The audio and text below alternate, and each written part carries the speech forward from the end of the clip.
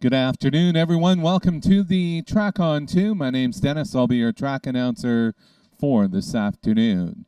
Currently, it is 11 degrees, partly cloudy skies. The wind is out of the west at 13 kilometers an hour. Have a look at your programs. I'll give you the scratches and changes for today's card, Saturday, October the 5th.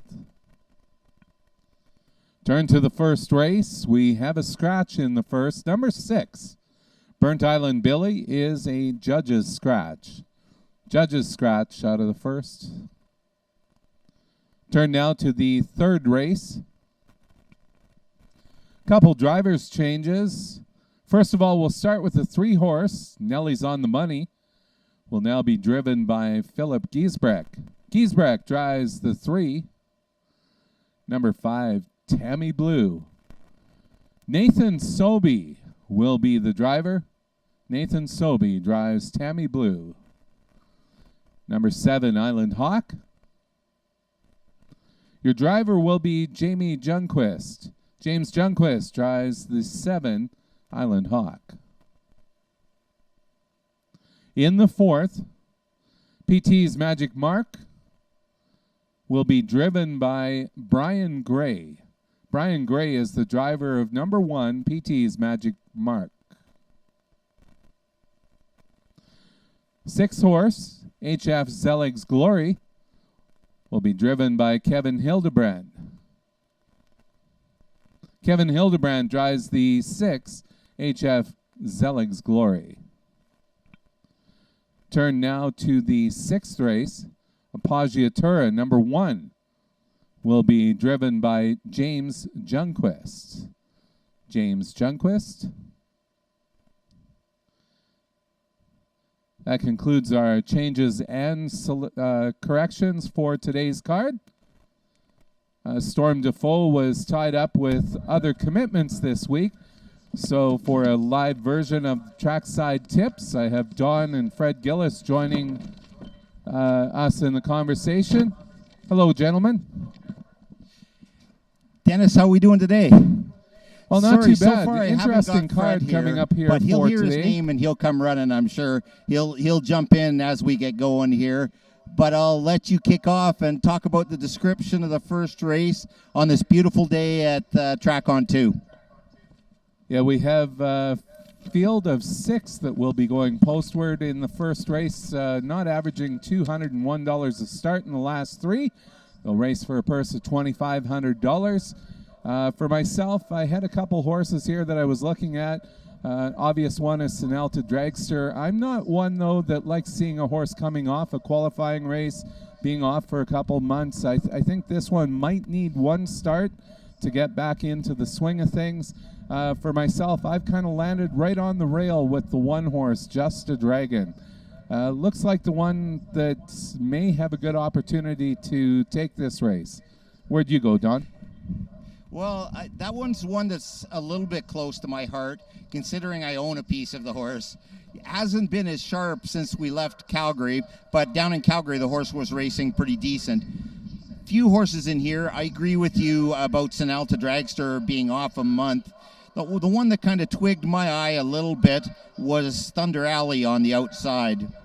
Couple starts at the 7,500 class, was really competitive at Track on 2. Has had a couple races at Century Mile and back here too. Richard Remillard back up in the bike, so I think this horse is going to have a little bit of a shot. Who do you think, Fred? I looked at 2 horses in here. Chief Saratoga, Mike Hennessy back up. That's always a threat, and I guess the tote board is showing it. But I went to Al Gertson's mare. I liked her last week, and I think if you look at the line, she's beat 2 lengths at the end, closed up really good. And I think, with a 6-horse field, if she's with them, she could be very good again. Competitive race for sure. Second race is a maidens class. What did you think of this one, Dennis? I went to the outside on this one. I landed on Doc JR as my main choice here. Point to the Dragon, the 1 horse, is someone that I think all of us have been mentioning somewhere along the way in the past. A horse that's learning quite a bit, but Doc JR looks like my choice for this race. I found it really tough to center on one horse in here. I'm kind of looking at Watch Me Disappear, the 3-horse. 2-year-old Mystician gelding that Jamie Gray trains and drives. This horse has some definite speed, showing some really good last quarters, but just has some manners problems in the middle of the races. If he can get through those manners problems, I think this horse could be closing pretty good. What about you, Fred? I'm going to pick another horse with manners problems. I'm going to go with the 3-year-old sports rider gelding, Dave Kelly's. I love the qualifier. I don't know where he was with the not recorded in, but he come home better than 30 seconds for sure, just off what we do know. Obviously bred to have some talent, and if he behaves, I'm going to give him a shot. For sure. Looks like he, on paper alone and the qualifier, it looks like he could stand out. Last week threw me off of him a little bit, so you have more nerve than I do. Third race, non-winners of 2 or 9,500. Also eligible, non-winners of 3. Dennis, who'd you come up with? I found this one a very interesting race. I kind of like the finish that the 2-horse Hokey Dokey put in. I think Island Hawk is always a tough competitor, but I did land on Hokey Dokey. I kind of like that finish that it put in last week.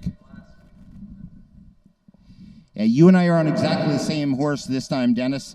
I looked at this horse, and I talked to Tara last week, and her horses were just kind of getting exercised and getting back into the groove of racing after shipping out from Manitoba. This horse finished up with a really good 28-3. I think this horse is going to be competitive. Fred? I'm going to go with a horse coming in from Manitoba, Tammy Blue. I picked her with Clayton Braybrook driving. I see Jamie Gray is up now. Shows 2-2. In Manitoba, some of them tracks there, that's a pretty decent mile. The McCardle horse that's been racing there finished 3rd from the 8-hole last night. I raced really well. Anyway, I think the Blue Burner horse, give him a chance, and you might get some value here. I think there's going to be value no matter where you look in those races. This looks actually like a pretty tough card. 4th race, non-winners of 1501, and also optional claiming 4,000.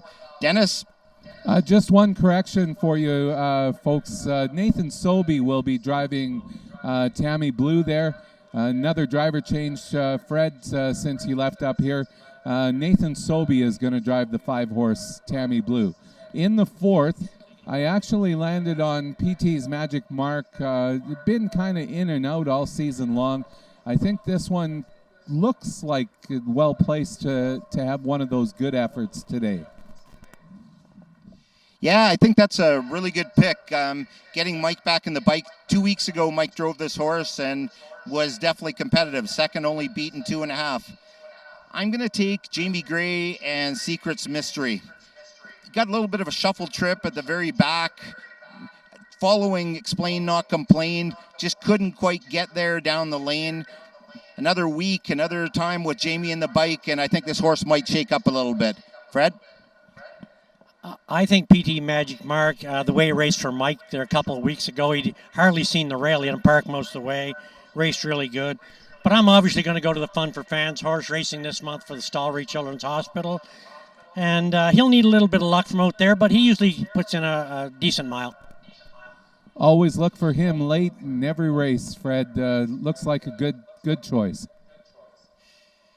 At the 5th race, non-winners of 2 and non-winners of 3. Dennis, you're up. All right, for this one looked really tough for me. I was looking all over the place. I ended up with Cut a Rug on the outside, the 6-horse. I think he looks like he's got a good shot here, but Trip Hammer's also raced well here. I think I might look either or, but Cut a Rug is my choice. Yeah, I was looking between the 2 and the 3, actually, but I'm going to stick with the 2-horse Trip Hammer. Trust the Artist Gelding, who really had a wake-up mile last race. Beat a horse, Don't Poke the Dragon, who was thought of as being a pretty good 2-year-old in those classes. Came home, and this horse was flying coming around the last corner. So I'm going to stick with an improving horse and Trip Hammer. Fred? I'm going to take the other 2-year-old, although all 3 of us know better than to pick 2-year-olds against 3- and 4-year-old week before a stake. But I'm going with Rip It Up. I was impressed with his last start. 55 home, 27 and change. And again, a prep for next week's stake. And, Evelyn's the breeder and the trainer and developed a nice 2-year-old here. And I think he'll acquit himself pretty good today. Yeah, I think that's a good pick also. Like I said, Fred, I was jumping back and forth between that one. And our final race is non-winners of 40,000 and also eligible 7,500 claimers. Dennis, who's your long shot specialty in this last race? I don't think I really have a long shot here. I think I'm going with just about the horse that everyone else will like. That's Outlaw Dance with the Devil. Love the horse. Very good with a couple of 155 or so times. A similar race like that today could certainly land this one in the winner's enclosure. Appoggiatura is an interesting Manitoba incomer. I think that one has a chance, and Here Comes the Thunder is always a tough competitor. But I did go with the 3. Yeah, you definitely landed on the favorite, I think, in this race. Just got a little bit tired in the last race and got beat by a couple good ones, especially Outlaw Guns A-Blazing and Bad Blood's racing really good right now. I'm going to point out another one that hasn't been out here, and in my mind has been racing really tough horses every single week, and that's the 5-horse Daddy's Eyes. This Brightside horse, Mr. Brightside actually is the stud, was racing really good against a little bit lower class of horses, and has just been hooking bandits every week. A little bit easier field this week, and I think Jerry's going to have this horse competitive in this field. Fred? Yeah, I got to go with Dennis on this one. I think Outlaw Dance with the Devil, the way he's been racing, kind of stands out in here. It's a cheaper group than he's been racing with. There is a couple of tough ones in here. Hey, Hey, All Right, and Daddy's Eyes. But I think Dance with the Devil is just a little more consistent. Believe he gets the job done. Yeah, no, it for sure is the horse that's going to go off as the favorite. Okay, Dennis, 13 minutes to post. I think you've got a couple cleanup things, and then we'll go through the first race in a little bit more detail. Yeah, sounds great. Actually, we're just going to get Crystal to make her way out to the racetrack, and we'll take care of our opening national anthem for today's card. Crystal, if you can hear us, if you can make your way out to the racetrack, please.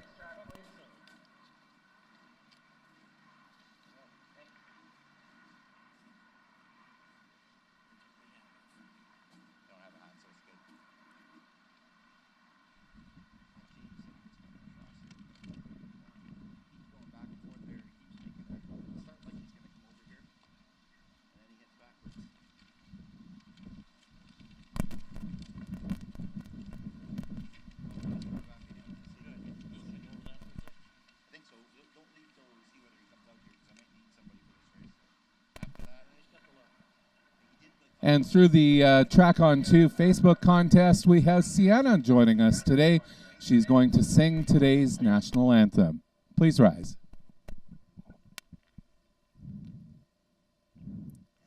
Oh, Canada,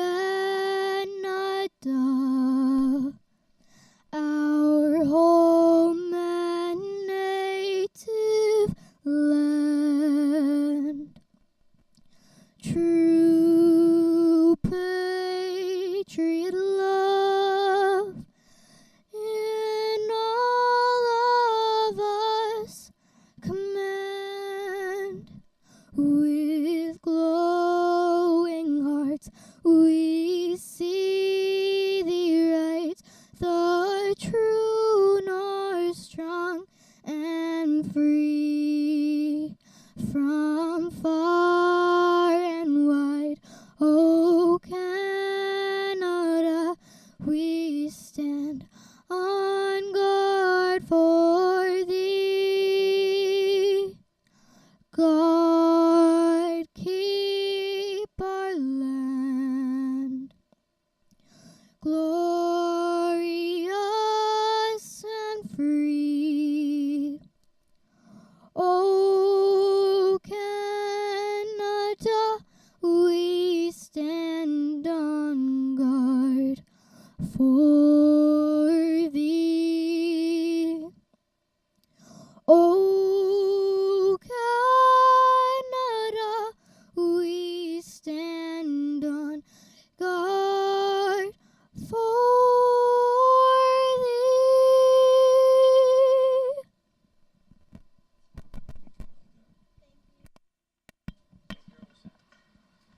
Thank you, Sienna. We're about 10 minutes away till post time. I believe we have our horses starting to make their way into the paddock area. Don, we'll throw it down to you until the horses make their way onto the track for the first. Sounds good, Dennis. I'll throw it back up to you as they're coming along. I've got Mr. Purple Rain. He's got a different thing on his hat this time, though. Shred City Crew, and it's in blue. It kind of clashes a little bit with the purple, but there's purple on the brim, so we'll give it to you at that point. Let's go through some of these horses, James. They've raced enough. You should know some of these horses for sure. Number 1 horse, Just a Dragon. 4-year-old Custard the Dragon. Gelding, Jerry Houdon trains and drives. What do you think of this one in here, James? Well, I'll tell you what, Sean McDonald. I've been standing here all day. I don't understand why I'm not driving in this race, but if I had to pick one to drive, I would probably take the one of Jerry's in here, and it would win if I were driving. This sounds like this is going to get better and better. The number 2, Blue on By. Kevin Hildebrand is now the trainer, and Phil Giesbrecht driving. What do you think of this one, James? I believe this one's a half-sister to a horse I have named Flaming Blue Star, so anything like him, she's going to give it up the last 16th. So if it's a 3/4 mile race, you'd be betting then? Yes, I would. Okay. The 3 horse, Chief Saratoga. Ricky Schneider training and Mike Hennessy driving. A little bit of a wake-up call this week with Mike driving, James? Well, he's dropping 150 pounds, so that should probably help a little. We got to get somebody to come back who can take you on at some point. The number 4, Sideline Secrets. 5-year-old Mystery Chase mare, Al Gertson training and Dave Kelly driving. Well, Sideline Secrets is well named. It should have been Winner's Circle Secret because that's awfully a secret to the mare. Has a little bit of trouble getting there, I'll say that. Has made $4,000. There's some that haven't made that much in here. Sinalta Dragster, a 4-year-old Custard the Dragon. Gelding, the Gord MP trains and Jake Cuttings driving. Back off a little bit of a break. This one should be competitive if it was tight. It should be tight. Same thing, dropping about 150 pounds again. So if you're into losing weight, this is one you could go with. Well, then obviously you're going to say something similar about the 7 horse. Thunder Alley, 3-year-old Mystery Chase, Gelding, Richie Remillard trains and drives. So with Rennie coming off and Richie going on, are you trying to say something? I got nothing bad to say about Richard. He's slightly crazy. Horses are circling around, going out to the track, Dennis. We'll throw it back up to you, and then I'm sure I've got some craziness with Purple Rain afterwards. All right, that'll be interesting. Don't forget, this is the first half of the double, so maybe they'll give us a pointer in the second half of the double when you get them back. Horses will be making their way onto the track momentarily for this first race. Once again, horses not averaging $201 per start in the last 3, or non-winners of $1,000 in the last 5 starts. Horses are now on the track for the first race.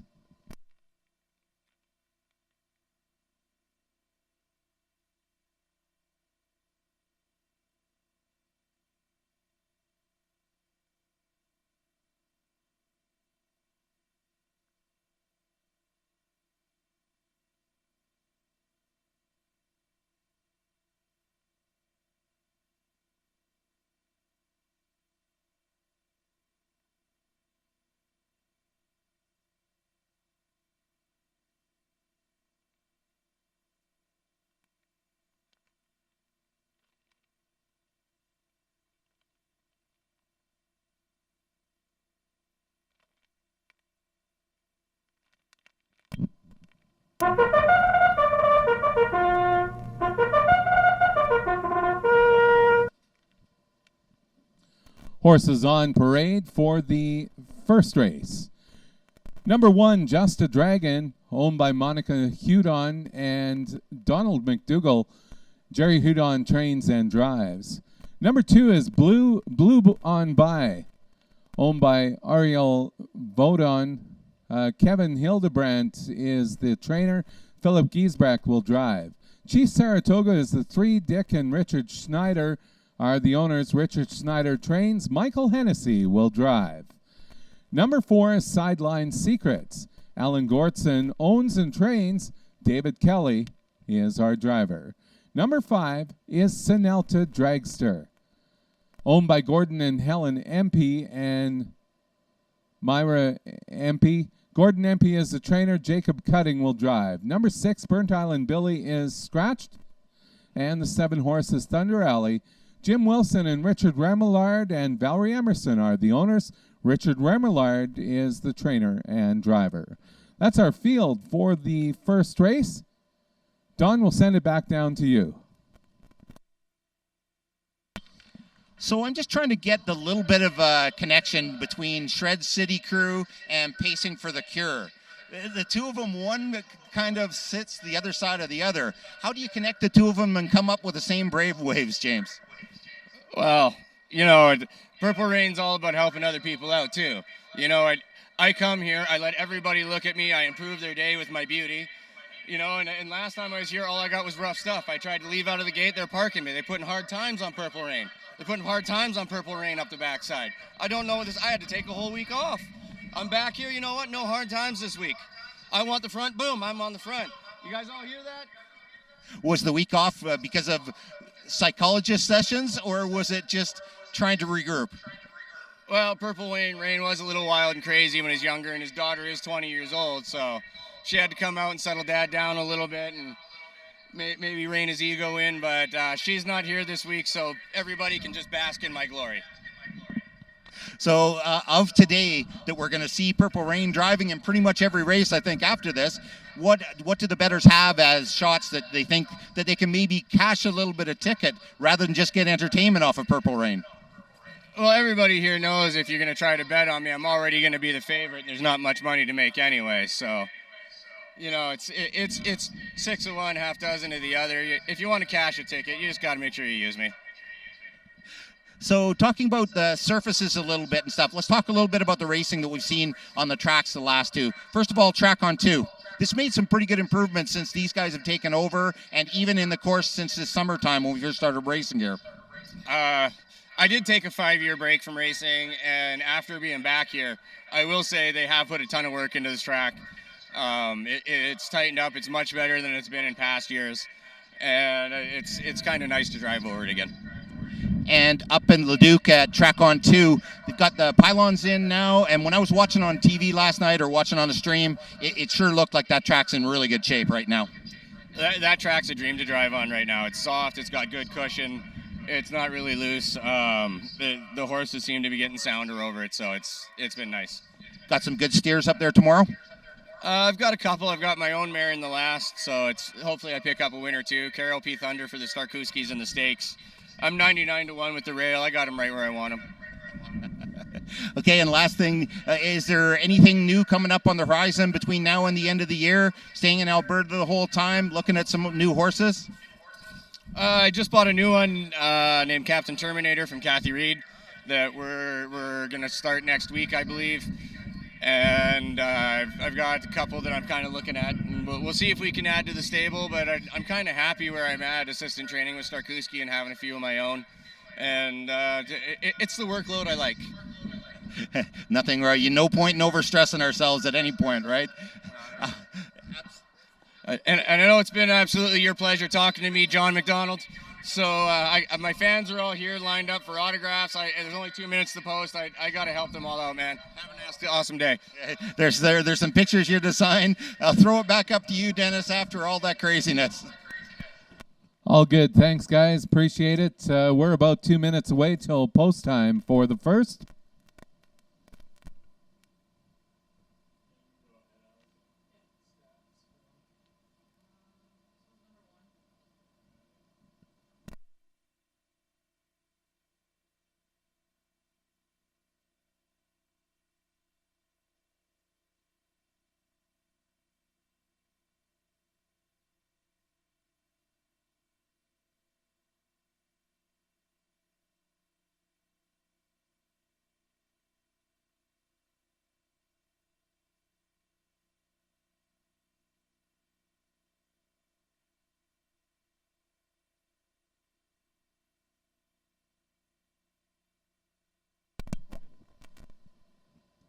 Minute till post time. 1 minute.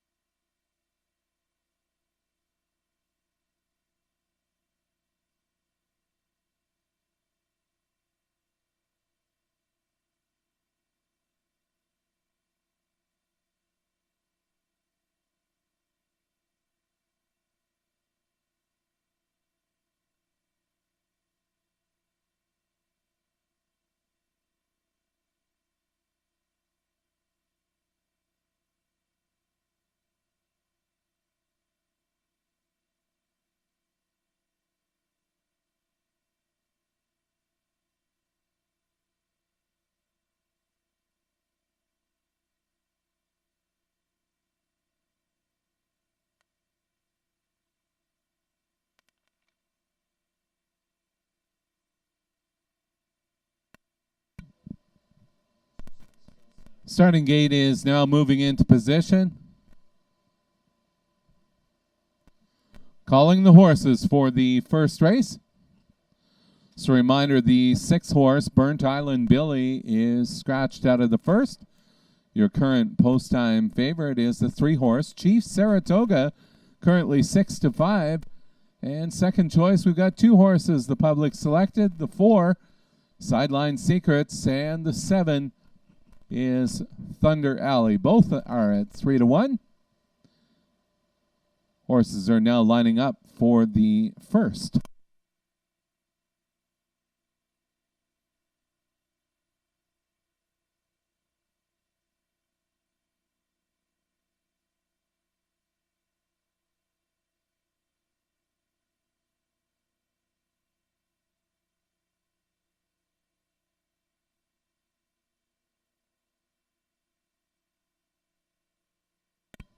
And starting gates at the top of the lane, picking up speed. It's post time.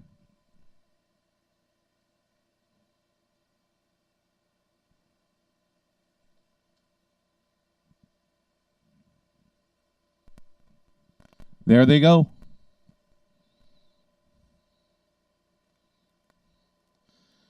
And they're off and pacing. Sideline Secrets leads through the middle.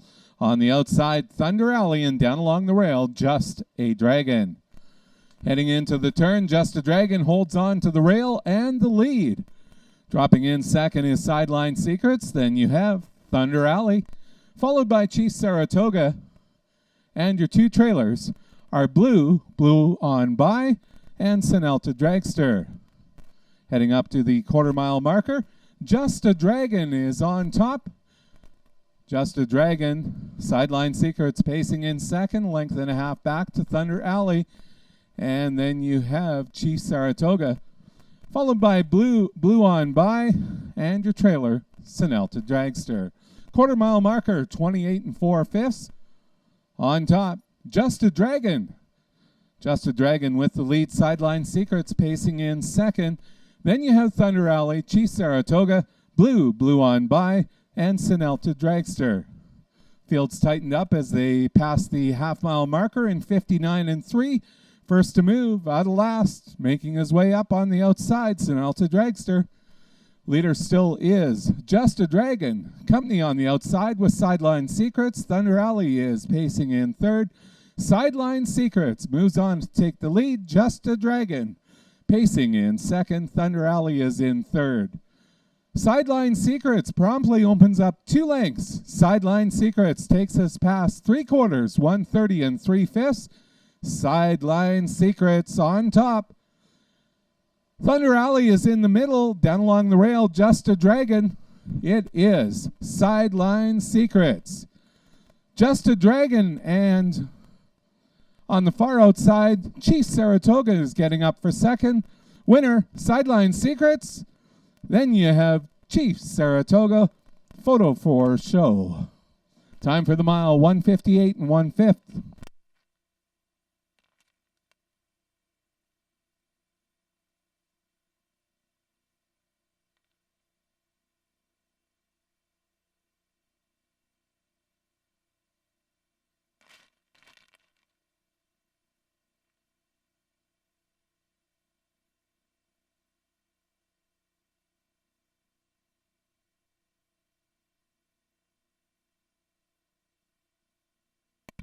Once again, unofficial winner of the first race, number 4, Sideline Secrets. Finishing second, number 3, Chief Saratoga. And the judges have now posted the result of that show photo. It is the 1 horse, Just a Dragon, up for third. And finishing fourth, number 7, Thunder Alley. 4, 3, 1, and 7 are the numbers for the first.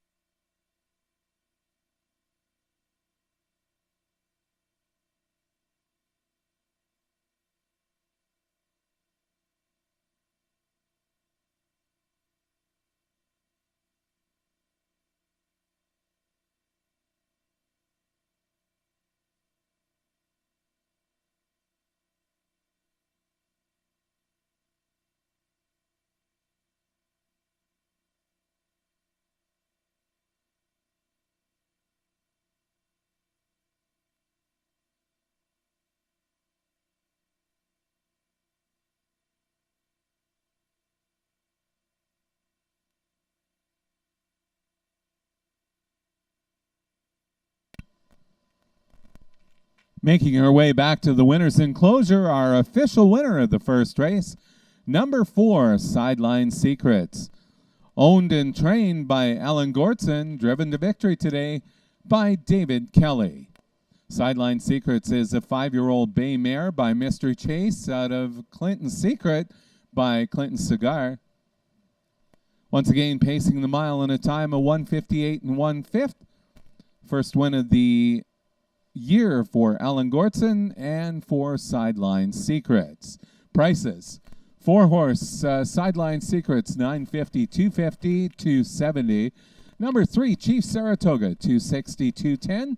And finishing third, number 1, Just a Dragon, $260 to show.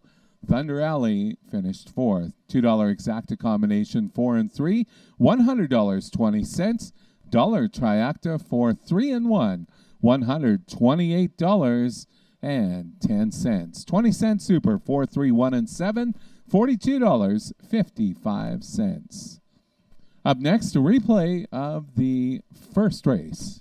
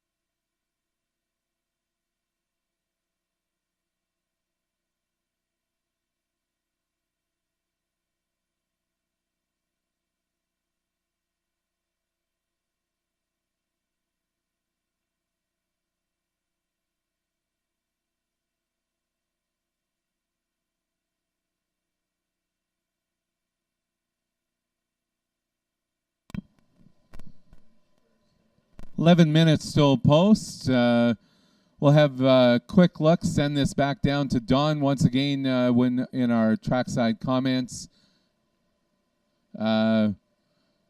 We ended up talking about Doc JR for myself. Point to the Dragon was the second choice.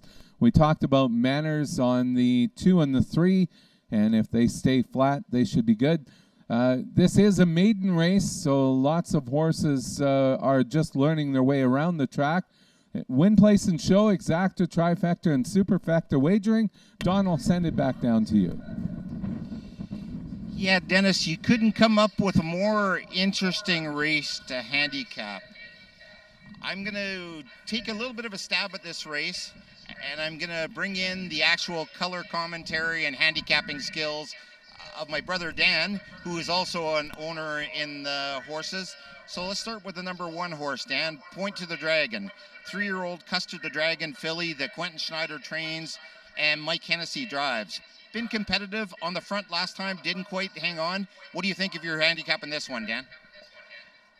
It looks okay. It's a little slow down the lane maybe, but with Mikey Hennessy on him, he'll have him lit up. The number 2 horse, Wind Rider, 3-year-old sports rider, gelding that Dave Kelly is training and driving and owns with Mike Dix. This is a horse that they bought out east that I was all over last week, and the horse raced okay, other than the first couple steps of the race where it was a little bit funky. Qualified back here. What do you think of this one, Dan? Well, Dave's hot right now, and see some close a couple of races ago. So they're not looking bad. Not looking bad. Number 3 horse, Watch Me Disappear, a 2-year-old Mystician gelding. Jamie Gray is training and driving and owns for a group of 4 people. It's a horse that's been racing back between maidens and some 2-year-old stakes races. Horse is another one that looks like it's got some pretty high speed, but a little bit of manners problems, Dan. Well, he's being driven by my guitar playing buddy, Jamie Gray. Shows some good close, and coming off the wind on that corner, whoever's breaking it's going to be taking it in the face. So this is one that maybe you'll squeak by and have a good run down the stretch. The number 4 horse, Fanatical Flight, 4-year-old test flight mare that Kelly Ducharme trains and James Junquist is driving. I just had Purple Rain here. What do you think of Purple Rain's chances in this one, Dan? Well, I like James's driving colors a lot better than his ski jackets. We'll talk about that at some other point. Sounds like all I needed, that one. The number 5 horse, Ahead by a Century, a 3-year-old Armbro Baylor gelding, Manitoba bred, which is trained by Kevin Hillebrandt and driven by Phil Giesbrecht. Horse had a little bit of success in the maidens out in Manitoba. Dan, coming out to here, what do you think? Well, I'm Manitoba bred, as is Phil. And when you look on the program, we see a horse that's hanging around collecting purses, making cashes every week. So you got to count him in. 6 horse, Doc JR. Jamie Gray also trains. Ryan Grundy is driving. 3-year-old Mystery Chase filly. A filly in against some boys, 2-year-olds, 3-year-olds. Bit of a mixed race, Dan. Well, some say you never bet the girls against the boys, but sometimes they surprise you. And again, if you look down the program or whatever, we got some decent closing in a couple races, so why not? Okay, and we'll quickly do the 7 horse as these horses are coming to the track. True Crime, a 4-year-old Mystery Chase mare, Kelly Ducharme training and driving. 0 for 30 so far in the wins, but lots of checks. What do you think, Dan? Yeah, lots of checks for sure, and came real close last time, so maybe this is the day. Okay, they're coming out to the track, so back up to you, Dennis, and then I'll do an interview about music, acting, and maybe a little bit of horses afterwards.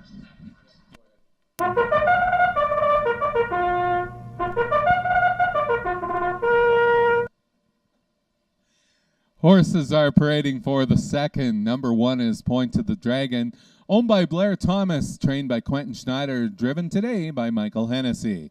Wind Rider is the 2 horse, David Kelly. And Mike Dix are the owners. David Kelly trains and drives. Watch Me Disappear is the 3. Jamie Gray and F. Gilbert, along with Jeff Smith and Peter Smith, are the owners. And Jackson Widdop. Jamie Gray trains and drives. Fanatical Flight is the 4. Hugh Jackson owns. Kelly Ducharme trains. And James Junquist is in the bike. Ahead by a Century, Kevin Hildebrandt and Amber Hildebrandt are the owners. Kevin Hildebrandt trains. Phil Giesbrecht will drive. The 6 is Doc JR. Jamie Gray owns and trains. Ryan Grundy will get the drive. True Crime is the 7, owned, trained, and driven today by Kelly Ducharme. That's your field for the second race. We're about 6 minutes till post time. Send it back downstairs to Don. and your guests. Thanks very much, Dennis. Okay, so Dan, it's a little bit of a transition between all the different things you've been doing in life. Let's talk a little bit first about the important thing, horses. So you've been involved in horse racing for about 2 years, 2.5 years, owning pieces of horses. Okay, 3. Don't call me a liar for half a year. So you've been involved in it. You're back there grooming the horses a little bit and stuff. What made you want to get involved at all? Do you know, being around the animals is therapeutic. I mean, it's great to make a bet and win. It's great to own a horse and have it win, but just to be back and roughing up the mane and brushing them down and having a little fun, I like it. It makes me feel good. Cool. Well, we definitely know that you do a whole lot more of it than I do. That's for sure. When you had the opportunity to be involved in a couple of backstretch parties, so there's a couple other guys back there who play guitar. Obviously, you're known for playing music and stuff.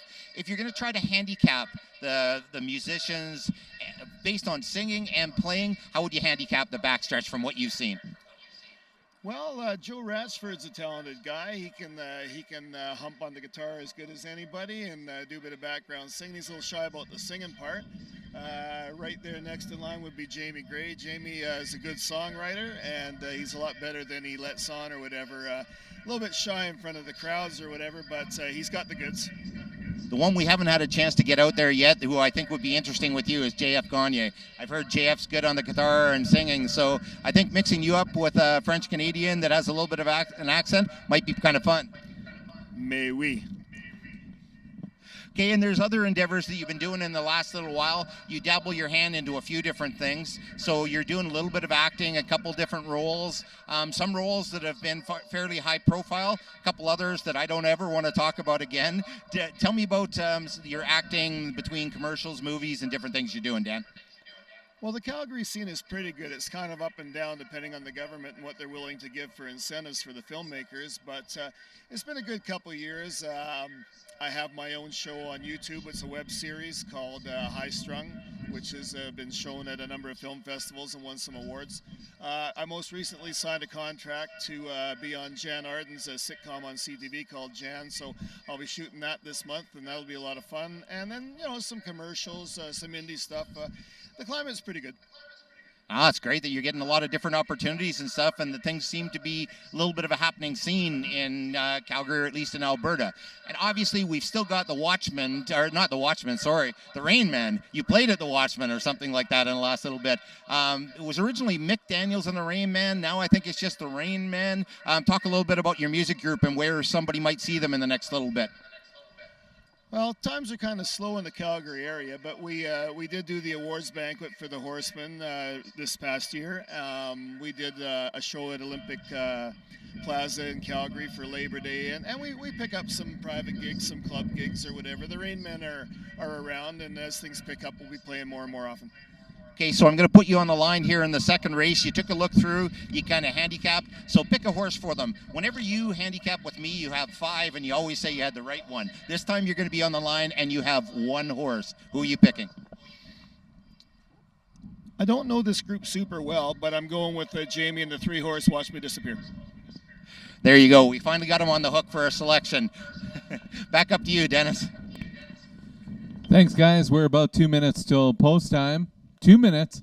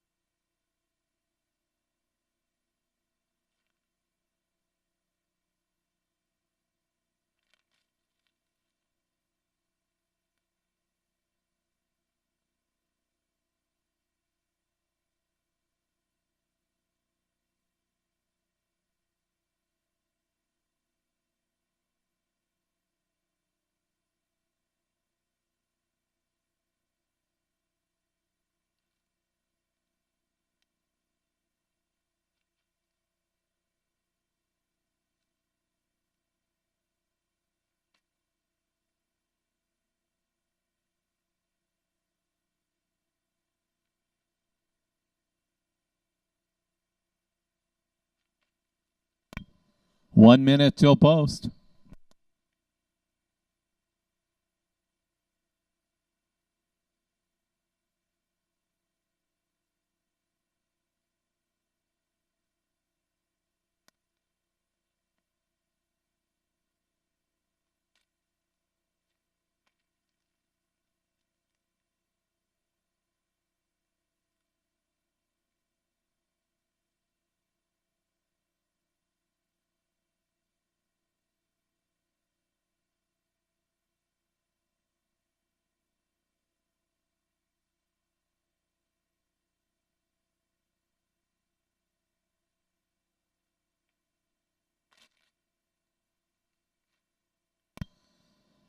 Starters called the horses for the second race.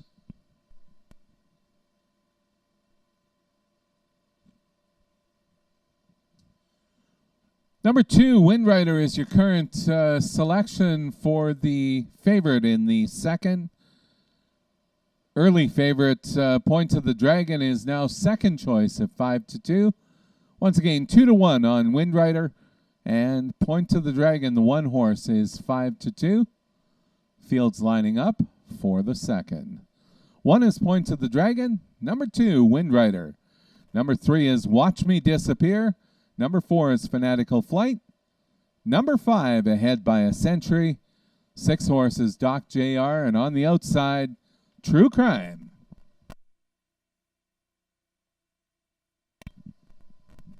Starting gates top of the lane, picking up speed. It's post time for the second.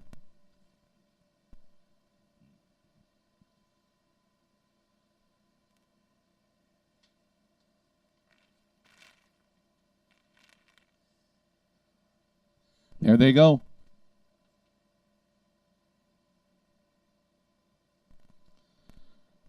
They're off and pacing, leaving quickly through the middle. Fanatical Flight down along the rail, Point of the Dragon, and on the outside, True Crime. It is Fanatical Flight that will take us into the first turn. Point of the Dragon settles in second. It is Fanatical Flight on top. Then you have Point of the Dragon pacing in second. Windrider moves up in third. On the outside, dropping back is True Crime, about 2 lengths back. Drop another 2 to Doc JR. Rest of the field is trailing. Fanatical Flight, 24-1, takes us to the quarter-mile marker in 28 seconds flat. 2 lengths back to Point to the Dragon. Windrider's another 2 back. Then you have True Crime. And that one's followed by Doc JR. Spread out field as they head through the backstretch. Up to the half-mile marker in 57-1. Fanatical Flight still on top. First to move out of 3. Here comes Windrider. Windrider moves up second on the outside. Then you have Point to the Dragon. It is Windrider right on by. Point to the Dragon now tips out, challenging for second. Fanatical Flight is still hanging on in there. Then you have True Crime is back in fourth, followed by Doc JR. Heading down the lane. Your leader is Windrider. Out in the middle of the track, Windrider. Trying to make the way home. Point to the Dragon is in second. Windrider on top. Almost on the outside of the track. Windrider will take us home. Then you have Point to the Dragon, True Crime, and Doc JR. Windrider, Point to the Dragon. Looked like it was True Crime, followed by Doc JR. Time for the mile, 1:57 4/5.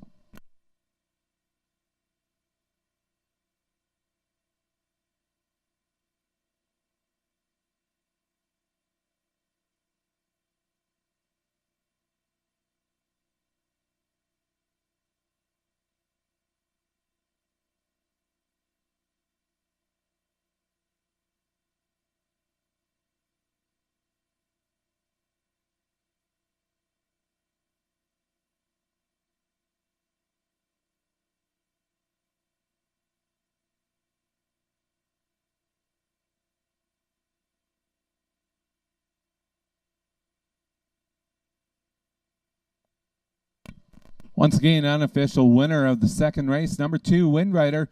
Up for second, the one horse, Point of the Dragon, finishing third. Number 7, True Crime, and finishing fourth. Number 6, Doc JR.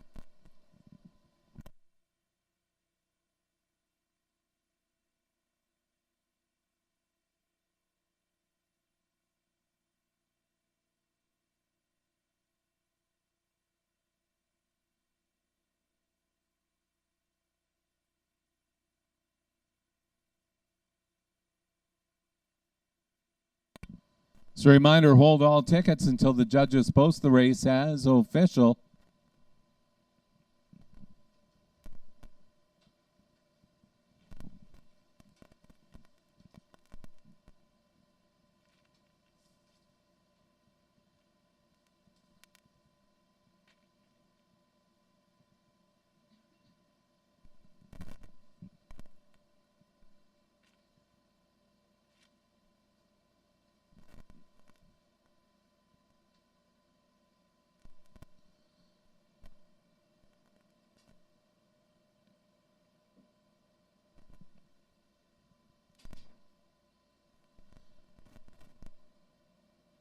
And back to the winners in closure. Our official winner of the second race, number 2, Wind Rider, is owned by David Kelly and Mike Dix. David Kelly is the trainer. And second win on the card, David Kelly is our driver. Wind Rider is a 3-year-old brown gelding by Sports Rider out of Wind Warning by Commotion. Wind Rider pays $670 to win, $410 to place, $320 to show. The one horse, Point of the Dragon, $370 to place, $240 to show, and True Crime finishing third, $280 to show. Finishing fourth, number 6, Doc JR. Your exacta combination, 2 and 1, $55.70. Your $1 triactor, 2, 1, and 7, $125.05. 20-cent superfecta, $70.72. And your $2 daily double, numbers 4 and 2, $72.10. Up next, our replay of the second race.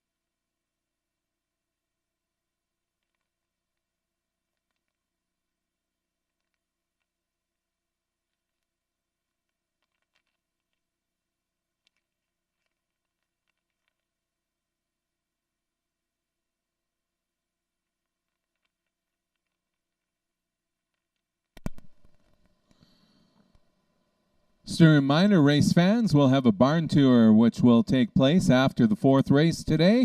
And for the kids in attendance, there will be a stick race right after the 5th. So the barn tour after 4, you'll be able to meet up at the main entrance there heading into the paddock area, and stick races will take place down front. Next race on the card is the 3rd race. Non-winners of 2 races or $9,500 lifetime, $4,200 purse, win place show, exacta, superfecta, and trifecta wagering. This is also the start of our pick 4 today. $206 carryover in the pick 4. Number of driver changes here, so let's look ahead at that. The 3-horse, Nelly's on the Money, will be driven by Phil Giesbrecht. Giesbrecht drives the 3. Number 5, Tammy Blue, is going to be driven by Nathan Sobey. Sobey drives the 5-horse. And number 7, Island Hawk, James Junquist will drive. Junquist drives the 7. Don, on this race, number of selections here, a number of ways you can go. Hokey Dokey is the selection I come up with. Island Hawk's second choice. A few Manitoba horses here. Like to see them race the first time here. But Hokey Dokey is my selection here. Where'd you go on this one, Don? Yeah, like I said, Dennis, we kind of came up with the same horse when we're going through here. So I've got Ricky Schneider as my guest. Ricky is sometimes Canadian, sometimes Californian. Got an Oilers hat on, so that says everything you need to know. So I guess that's not saying a whole lot coming from a Leafs fan, so we'll have a battle here at some point. Number 1 horse, Cheers for Prez. 4-year-old Mystery Chase mare. Lloyd Ducharme's down on the training lines, and Kelly Ducharme's driving. What do you think of this one, Ricky? This seems to be a horse that gets checks in here. I can't see him doing especially well in here. Might get away well and get a decent check. It's been here for a while. Yeah, one of those horses that looks like he needs a trip to kind of come along here. The 2-horse, Hokey Dokey, 3-year-old Riverboat King, gelding. Tara Isman's just brought out from Manitoba and got Paul Davies up in the bike. What do you think of this one's chances? This one, Paul's second-time driver. He should know the horse a little better. I'm sure he'll do his aggressive driving style and get into good position here somewhere in the race. This one looks like it'd be a contender in here. Ricky was giving me hell because he said he gets to come over here and we give him all Manitoba horses to handicap. Not that easy from some of them. Number 3 horse, Neely's on the Money. 3-year-old Riverboat King filly this time. Kevin Hildebrand training and Phil Giesbrecht driving. Do you know much about this one?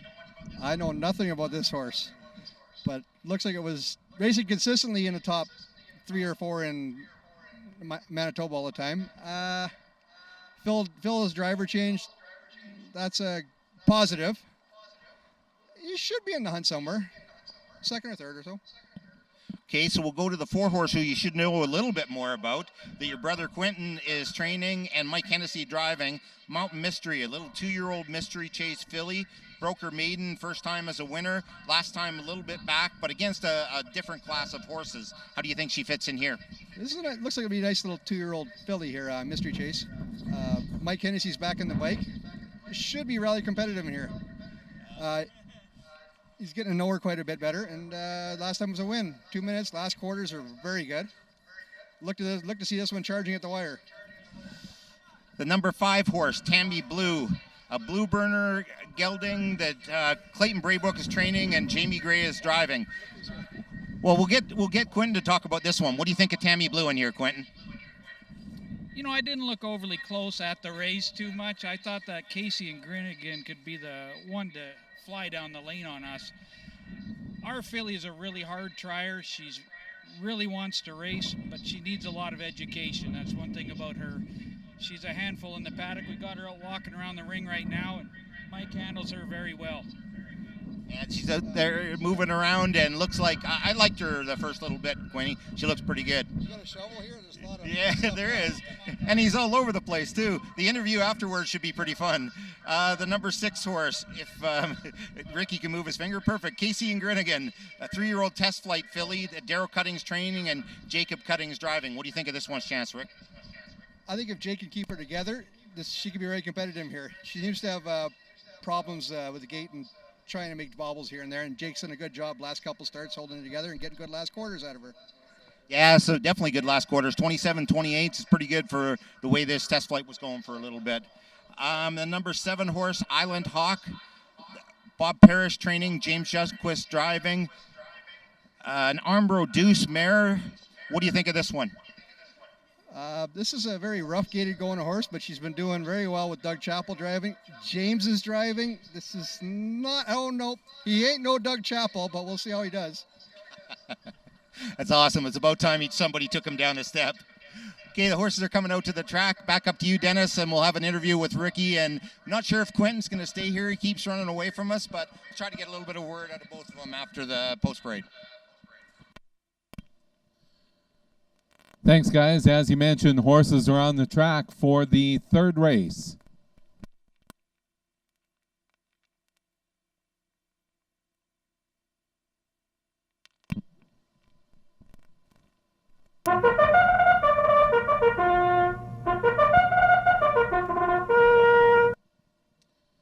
Parading for the first number 1, Cheers for Prez, owned and trained by Lloyd Ducharme. Kelly Ducharme is in the bike. Number 2 is Hokey Dokey, owned by Tara Isman and Garrett Isman. Tara Isman is the trainer. Paul Davies will drive. Number 3 is Neely's on the Money. Kevin Hildebrandt is the owner and trainer. Phil Giesbrecht will drive. Number 4 is Mountain Mystery. James Rhodes and Quentin Schneider and Kimberly Schneider are the owners. Quentin Schneider trains. Michael Hennessy will drive. The 5 is Tammy Blue, owned and trained by Clayton Braybrook, driven today by Nathan Sobey. 6 is Casey and Grinnigan. Melinda Smith is the owner. Daryl Cutting trains. Jacob Cunning will drive. Island Hawk is the 7. Robert Parrish and Jerry Hagenars are the owners.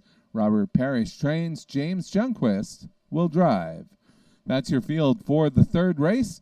Start of our pick 4. Once again, exacta, superfecta, and trifecta wagering. They'll go to the post in about 6 minutes. Send it back to you, Don.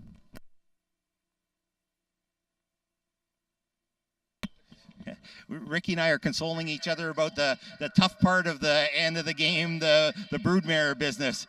You said you finally got Vegas in full. What's going on with that, Rick? Yeah, it took 3 years of breeding her to 4 different stallions, all AI, and I hate to say this, but Kelly Crump got lucky and got choice of stallions, and we got the mare in full to one to his stallion, and I think he's happier than I am right now. As he hasn't got any on the ground. Like his first crop are weanlings or are they yearlings? No, I think he's his first crop period breeding ever. Oh, okay. I thought he had maybe 1 or 2 that he bred last year out of that stud. Because I know that stud was out here last year, but it might have been too late. Not till fall. Okay, so let's talk a little bit about the rest of your season, Rick. Obviously, you're known for being a little bit of a California boy, so you're hanging out here in Alberta with the good Alberta weather for the next month or month and a half, or what's the plans for the rest of the year? Well, let's get this straight. I am an Alberta boy, born, bred, raised, Oilers fan, crazy like. I do go down there for conditioning some of my horses and just to get away from the hectic of it being here and inconsistency in racing. So one thing people have told me about down there, it's kind of relaxing compared to the attitude that maybe goes on in tracks in Alberta. Well, if you have 6 months of summer, it makes everybody more relaxed, I think. Especially this year. There was no summer. Well, hopefully this year you don't walk into a smoke show like it was last year at the very beginning and stuff. Felt bad for the California people and the fires and stuff they were going into. So what have you got for horses to be going down there with? Feel like your stable's got a little bit of power to be going in those classes? Because I know you had a pretty decent meet when you were down there last year. I had a very good meet when I was down there last year. Obviously, Vegas isn't going this year. I have a bunch of mediocre horses, nothing special. The real goods is going to be okay down there. Looks like we made it as always consistently well. And I got a bunch of two-year-old yearlings to train for 2-year-old stake races next year. Hopefully it'll be okay. A bunch of homebreds. So what did you take advantage, because there's obviously with their stakes program, there's a couple of Alberta breds that are Alberta sires that are eligible to their stakes series. So one thing I've always noticed about California, they actually race their stakes races before the stream even comes on, so you don't see them because they're not very big races. But being a guy who goes down there, did you take advantage of maybe a Vertical or a Mystician to try to race over the next couple of years? Yeah, I bred 2 to Vertical and 2 to Mysticians. I got 2 fillies and 2 colts out of all of them. And yeah, I'm taking advantage of both the California Alberta breeding. It's great going down there afterwards, racing in January and February for more stake races. And to be breaking colts and stuff, it's a hell of a lot easier breaking colts and training them down in 15 to 20 degrees above instead of 20 below, I would think. A lot easier, a little more cost efficient too, because winter costs money no matter what you say.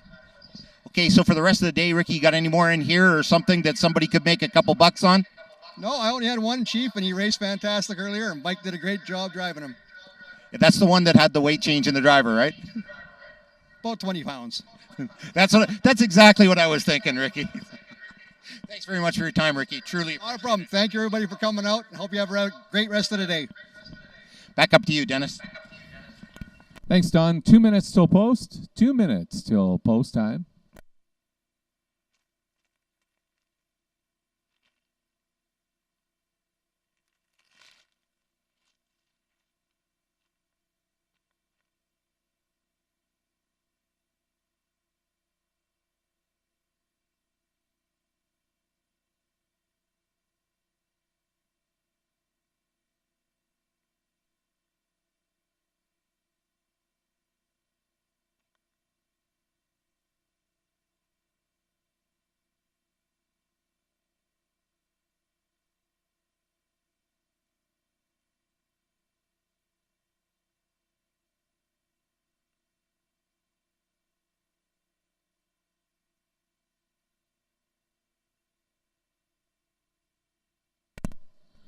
Okay, just been informed we've added barn tour right after the third race as well.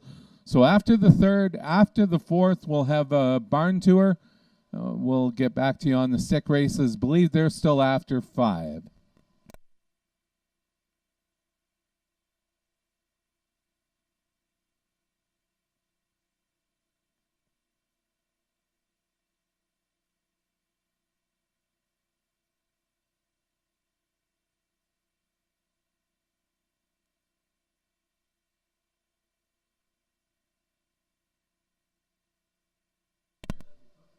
Less than a minute. Place those wagers carefully. Don't forget that pick 4, $206 carryover in that one. Place those wagers carefully. Less than a minute now.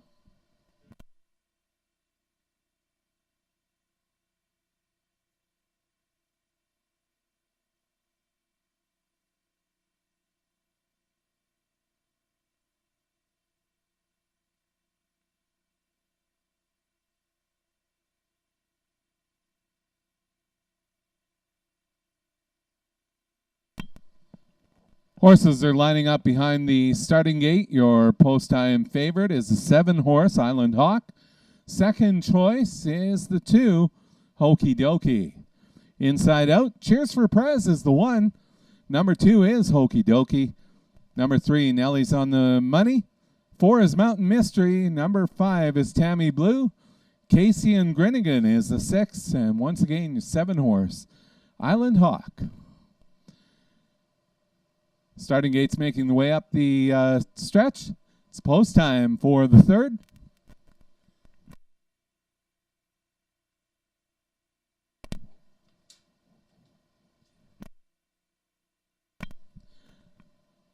There they go.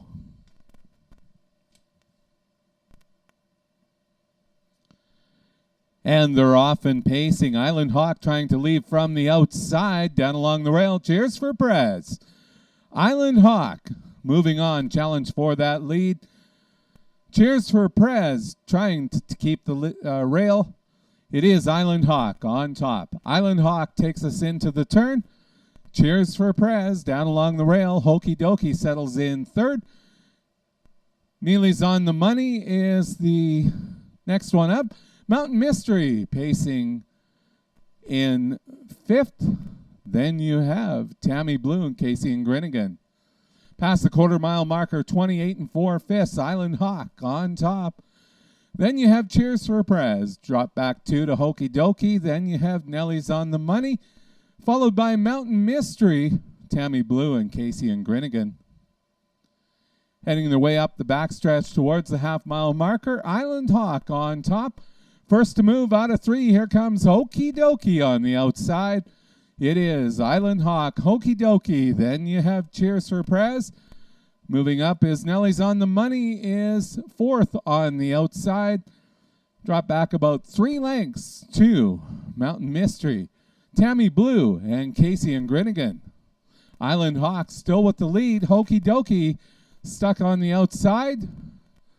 Then you have Cheers for Prez, and in behind that one you have Nelly's on the Money. Past the half-mile marker in 1 minute flat, 3/4, 1:29 4.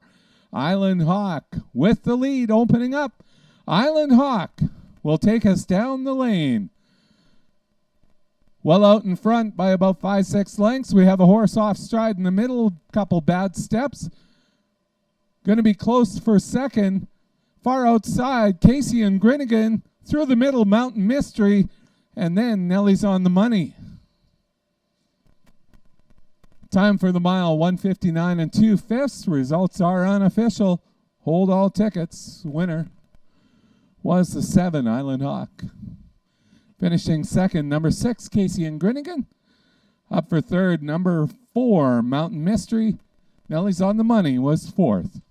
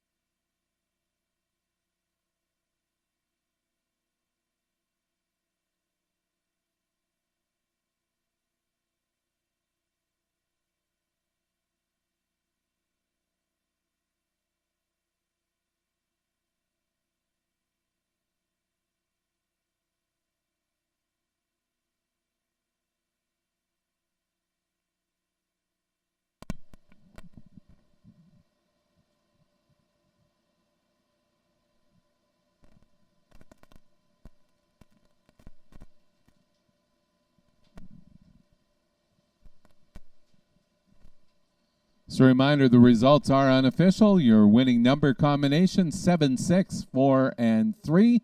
Horses are making their way back.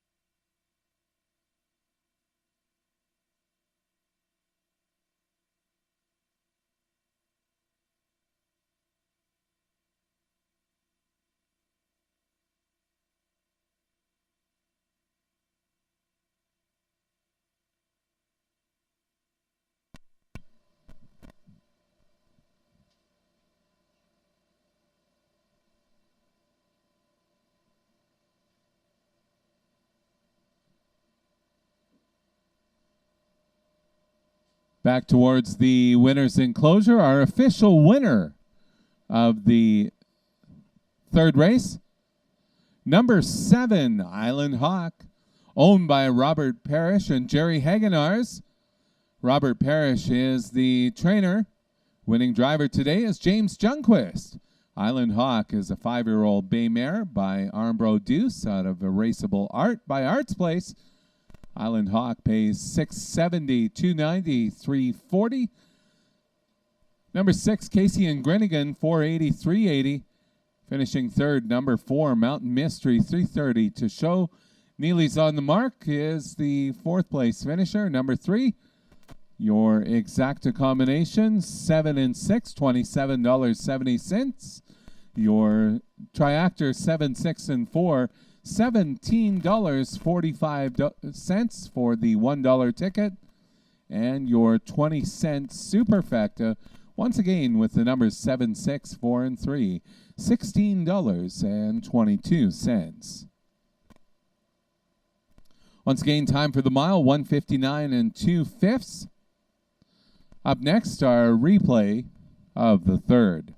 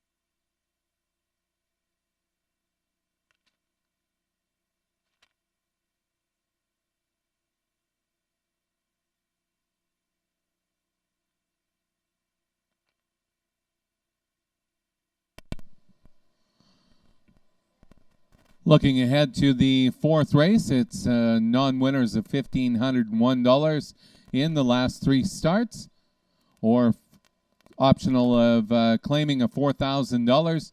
Purse is $3,300. 1 driver change in this race.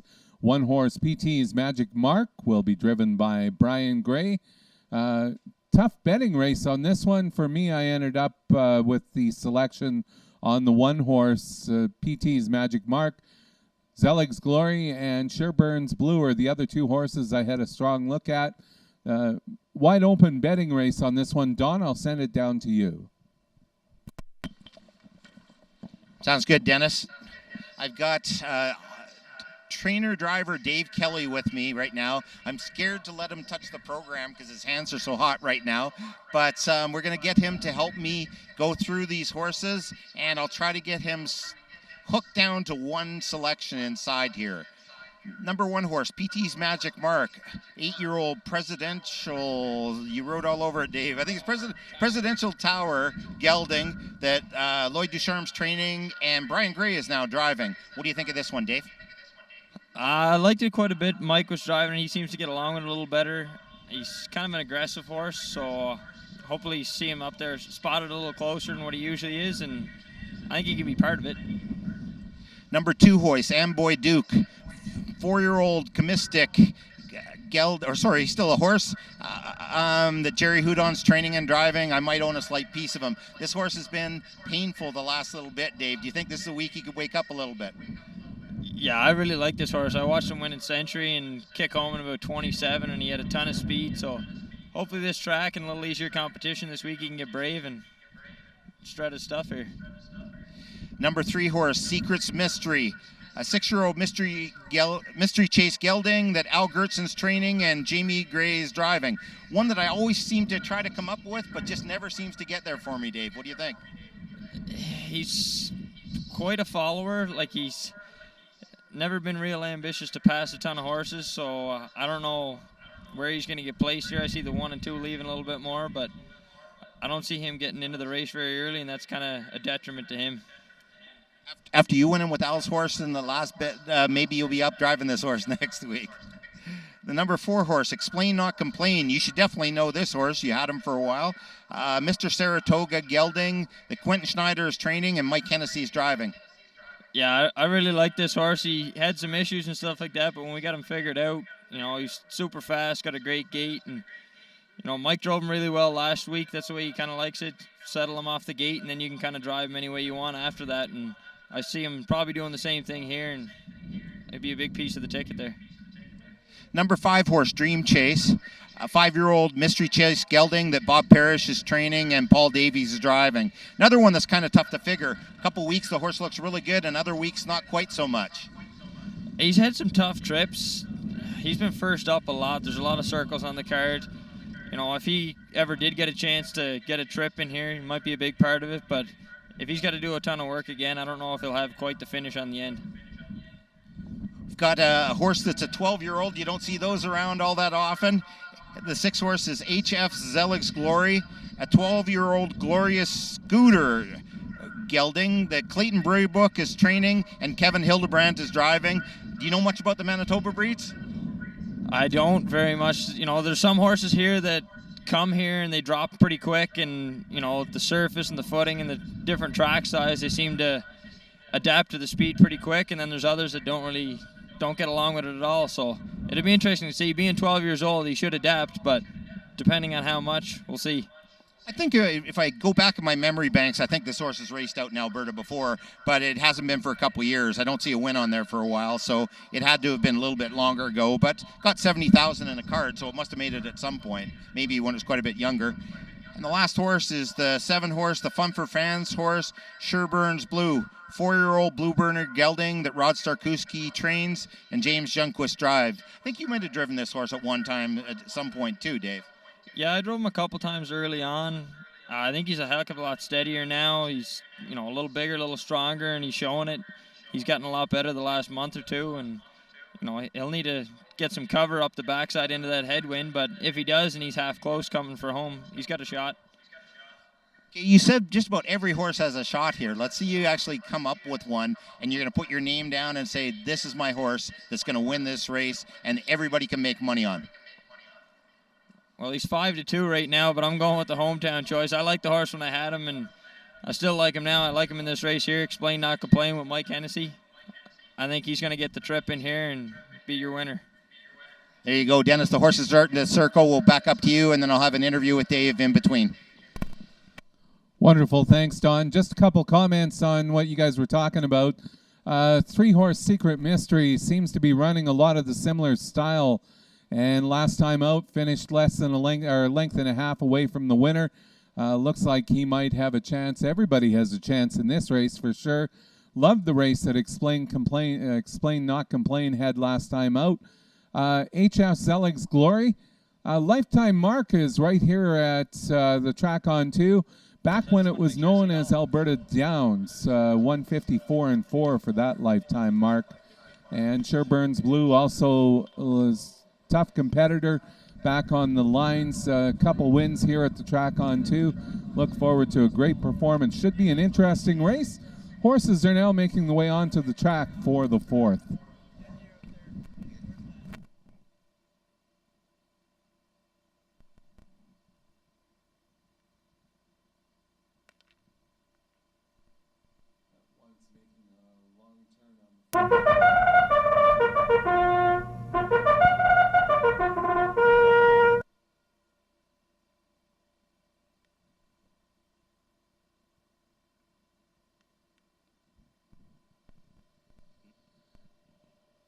As the horses are making the way onto the track, we'll start the parade with the one horse, PT's Magic Mark, owned by Sharon Christensen and Evelyn Milne.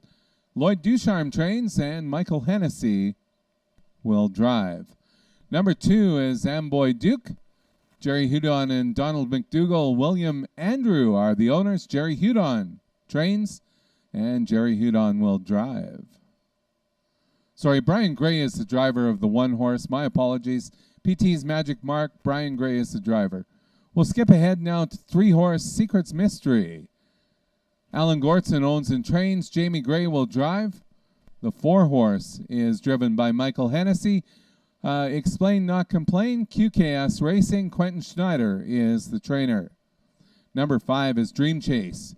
Robert Parrish and William Roberts are the owners. Robert Parrish trains, and Paul Davies will drive. HF Zelig's Glory is the 6th. Clayton Braybrook is the owner-trainer. Kevin Hildebrandt will drive. Number 7 is Sherburne's Blue, Fun for Fans stable. Rodney Starkowski is the trainer, and James Junquist will drive. Less than 5 minutes till post time. That's your field for the 4th. Don will send it back down to you.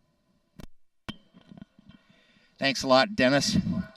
So obviously last night, Dave, the cards were right, everything turned up and stuff. 4 wins at Century Mile last night. Had to be a good feeling coming out of a night like that. 2 of them out of your own barn and 2 catch drives. Yeah, everything was just clicking last night.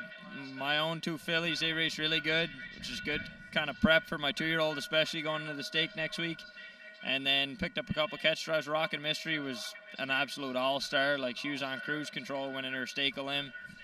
And Outlaw True Grit for Stu Waterman. He's come around quite a bit.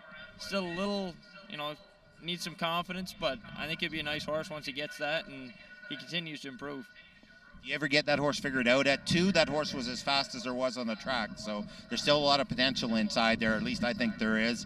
So when you have a night like that, a late night turnaround and getting up to here, describe how many hours your head was on the pillow. About 4. We kind of put away last night and finished up about 12:30, and you're right back up and at it again, and off to Tim's for an extra large coffee.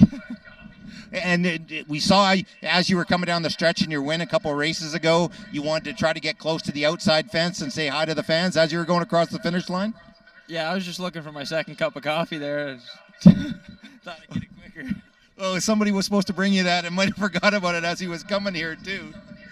So obviously a lot going on at this time of year, Dave. As you said, you're getting 2-year-olds ready for stakes races. I think you've got a horse in the stakes race, at least one tomorrow, maybe another drive. Tell me what's coming up towards the end of the meet here and what you've got to look forward to for the rest of the year.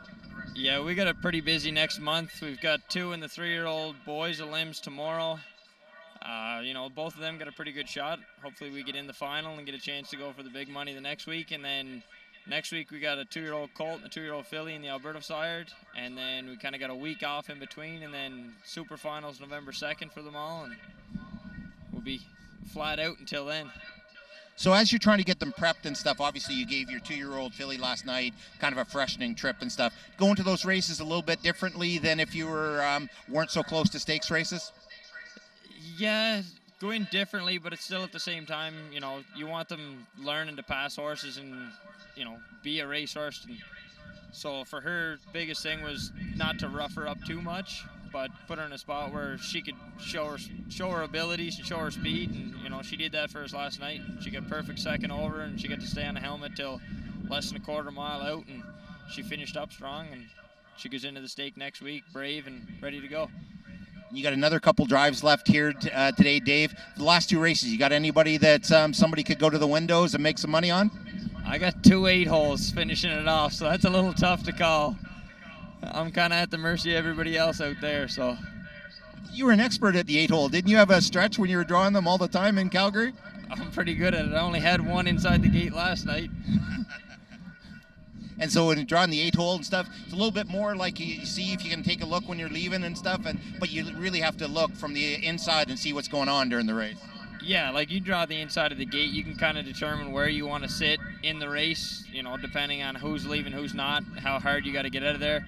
When you're leaving 8, you kind of look over and, whether there's 3 or 4 leaving or there's 1 or 2, completely could change what you're planning on doing. Like last night, I drove a filly there, the 7-hole, and there's a lot of 2-year-olds in there. A few of them weren't up on the gate, and I took advantage of it by getting out of there and getting up close, and she ended up, being close enough that she win the race. So Sometimes paying attention doesn't hurt any, eh? it seems to work. Awesome. Thanks very much, Dave. Good luck with the 2 8-holes. I'm sure you'll do the best you can with them. And obviously, best of luck tomorrow up there with some stakes colts. Thanks, Donnie.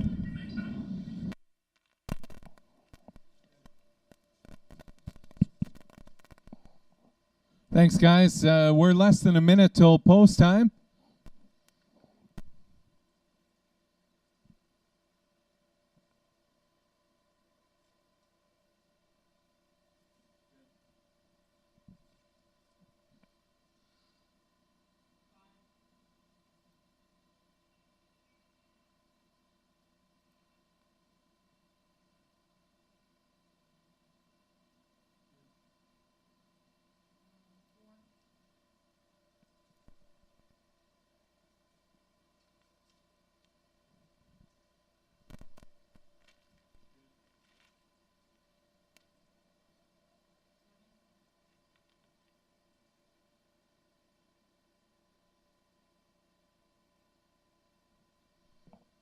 Starting gates moved into position. Your favorite at this time is the 4-horse Explain Not Complain at 9-5. Second choice on the outside, the Fun for Fans horse, number 7, Sherburne's Blue.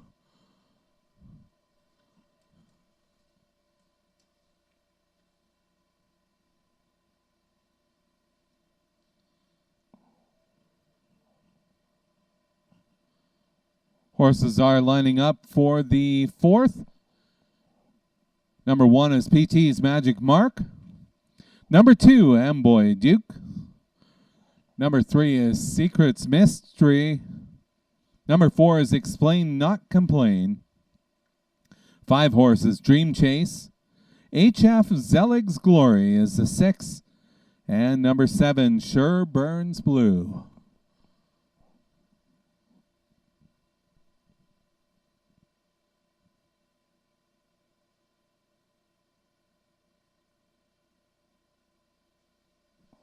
That starting gate is making a way up the stretch.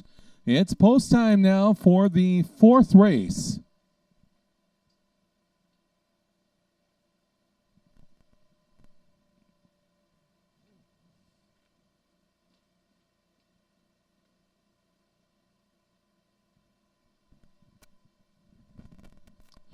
There they go.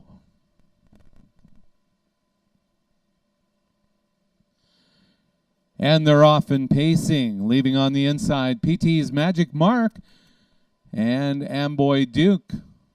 Settling in 3rd, Secret's Mystery.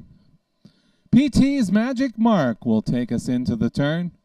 That's your leader. Amboy Duke pacing in 2nd. Then you have Secret's Mystery. Up next is the 4-horse Explain Not Complain, followed by Dream Chase, HF Zelig's Glory, and Sherburne's Blue. They're in numerical order as they head down the backstretch past the quarter in 29 seconds flat. Your leader, PT's Magic Mark. Amboy Duke is in 2nd. Then you have Secret's Mystery, followed by Explain Not Complain, Dream Chase, 2 trailers, HF Zelig's Glory, and Sherburne's Blue, moving on the outside. Heading up to the half-mile marker in 58 2/5. Your leader, PT's Magic Mark, opening up about 3 lengths. Down along the inside is Amboy Duke, off stride. Explain Not Complain. Moving up on the inside, Secret's Mystery will settle in 3rd. Then you have Dream Chase, and on the outside, Sherburne's Blue, followed by HF Zelig's Glory. PT's Magic Mark has about 3 lengths on the field. Amboy Duke still in 2nd. Secret's Mystery is challenging for 3rd. Past the 3/4 in 1:28 2. Your leader, PT's Magic Mark. Coming up on the outside, Secret's Mystery is closing well. It is PT's Magic Mark Secrets Mystery on top. Secrets Mystery with the lead. Sure Burns Blue is coming. Secrets Mystery, PT's Magic Mark, and Sure Burns Blue. Time for the mile, 1:58 3/5.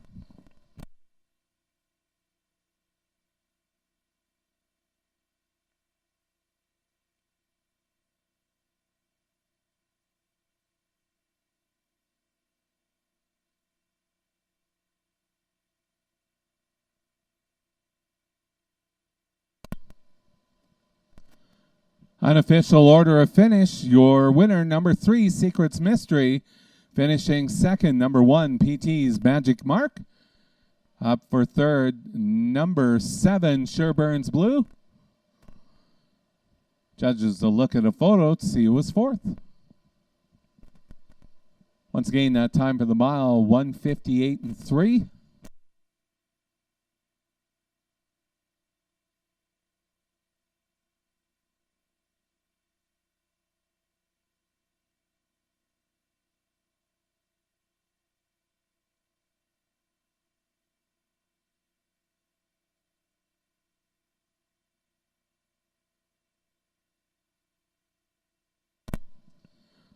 Photo for fourth shows the 5-horse Dream Chase.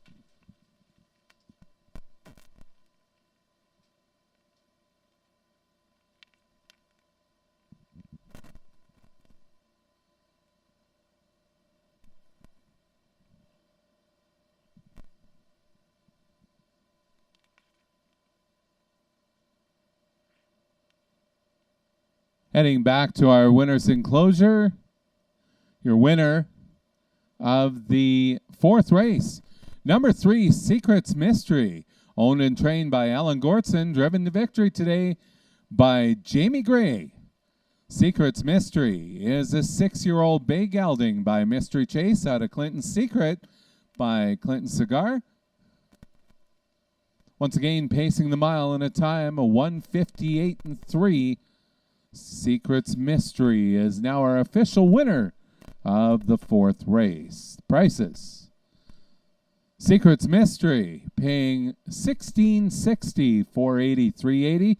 PT's Magic Mark $540, $310. And number 7, Sure Burns Blue, $3 to show. Finishing fourth, number 5, Dream Chase.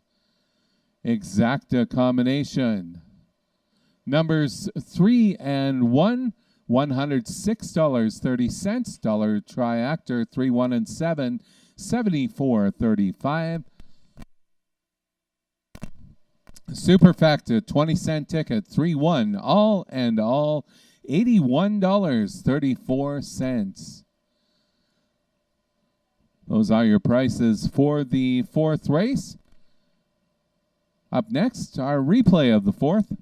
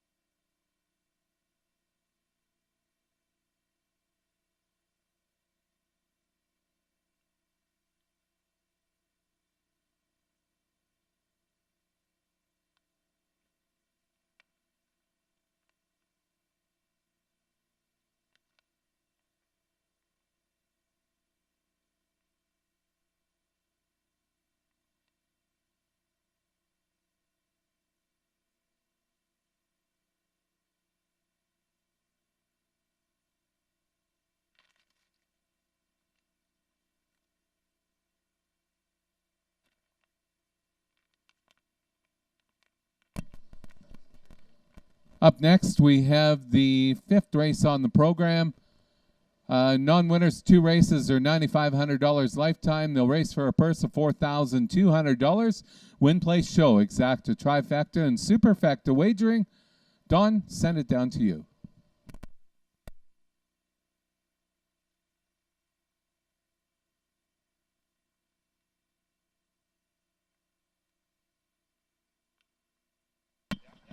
Thanks very much, Dennis. Number 1 horse, Ebenezer, 3-year-old Rescue Me gelding. Sam Johnson's training and Paul Davies is driving.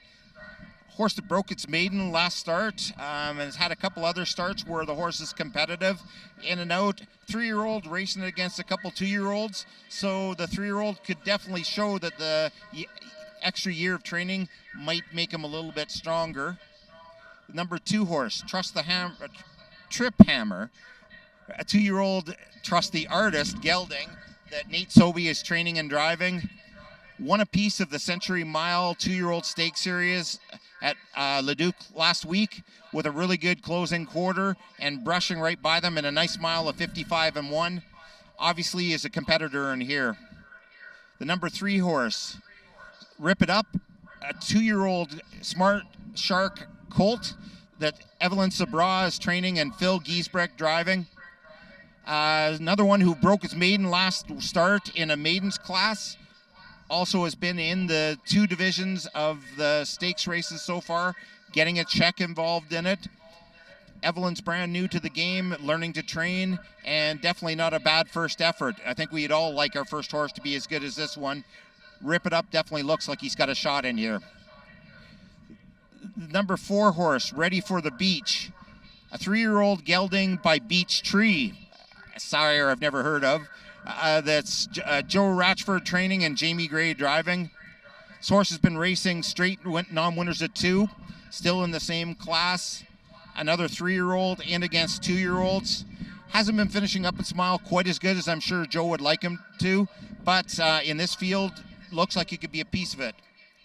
Number 5 horse, Don't Rock the Boat, a 3-year-old Riverboat King gelding that Tara Isman is now training and Rennie Goulet is driving.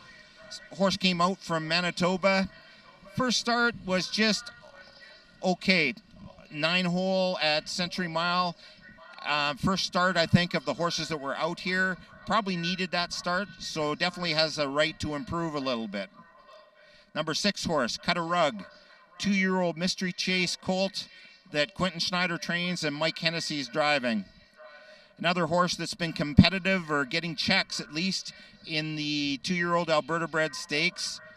The last 2 races at Track and 2, a win and a second, and decent closing quarters. Draws a little bit outside, so Mike's going to have to get a little bit more creative with the trip. But looks like this horse has a little bit of gate speed, so Mike has no problem getting a horse off the gate. So maybe this horse will get up near the front. Number 7 horse, Burt Promises, a 4-year-old Blue Burner gelding that Brian Gray is training and driving. Brian's had this horse for a little while, and this horse has really got me enthused to bet a couple times. Horse is getting checks, most of it starts, but unfortunately isn't a big-time winner. So drawing the 7-hole, I'm not sure that this horse is going to be a big piece of it, but Brian Gray was on the front last race for a long time, so you never know. Maybe Brian's going to be aggressive with this one. And the number 8 horse is Big Engine, a 4-year-old test flight colt that Steve Crump trains and Dave Kelly's driving. Horse won non-winners of 3 at Track on 2 races ago. Last 2 races has been following along and getting good pieces of it. Another horse that the 8-hole isn't going to help a little bit. Horse seems to like getting a trip and trying to close a little bit, but from the 8-hole it might be a little bit tougher to get the job done. So we'll take that horse as a little bit of an outsider, but an outsider with a chance too. So horses are circling around the paddock. Back up to you, Dennis. Thanks, Don. We're about 8 minutes till post time.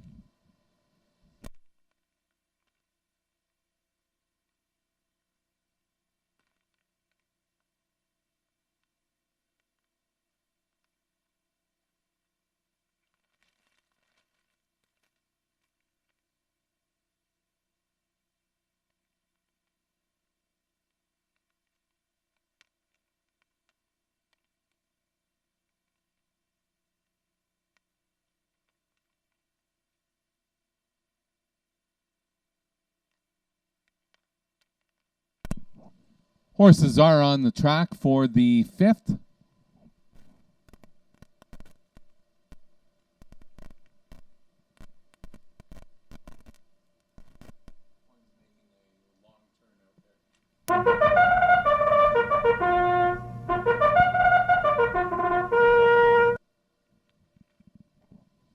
Horses on parade for the 5th race. Number 1 is Ebenezer, owned by Samuel Johnson and trained by Samuel Johnson. Paul Davies is in the bike. Number 2 is Trip Hammer, owned by Nathan Sobey, Diane Bertrand, Robert Gillespie, and Terry Ostrick. Nathan Sobey trains and drives. Number 3 is Rip It Up, owned and trained by Evelyn Sabra. Philip Giesbrecht will drive. Number 4 is Ready for the Beach. Joe Ratchford and Willie Whitechapen, Walter Miraz are the owners. Joe Ratchford will train. Jamie Gray will drive. Number 5 is Don't Rock the Boat. Tara Isman, Garrett Isman are the owners. Tara Isman is the trainer.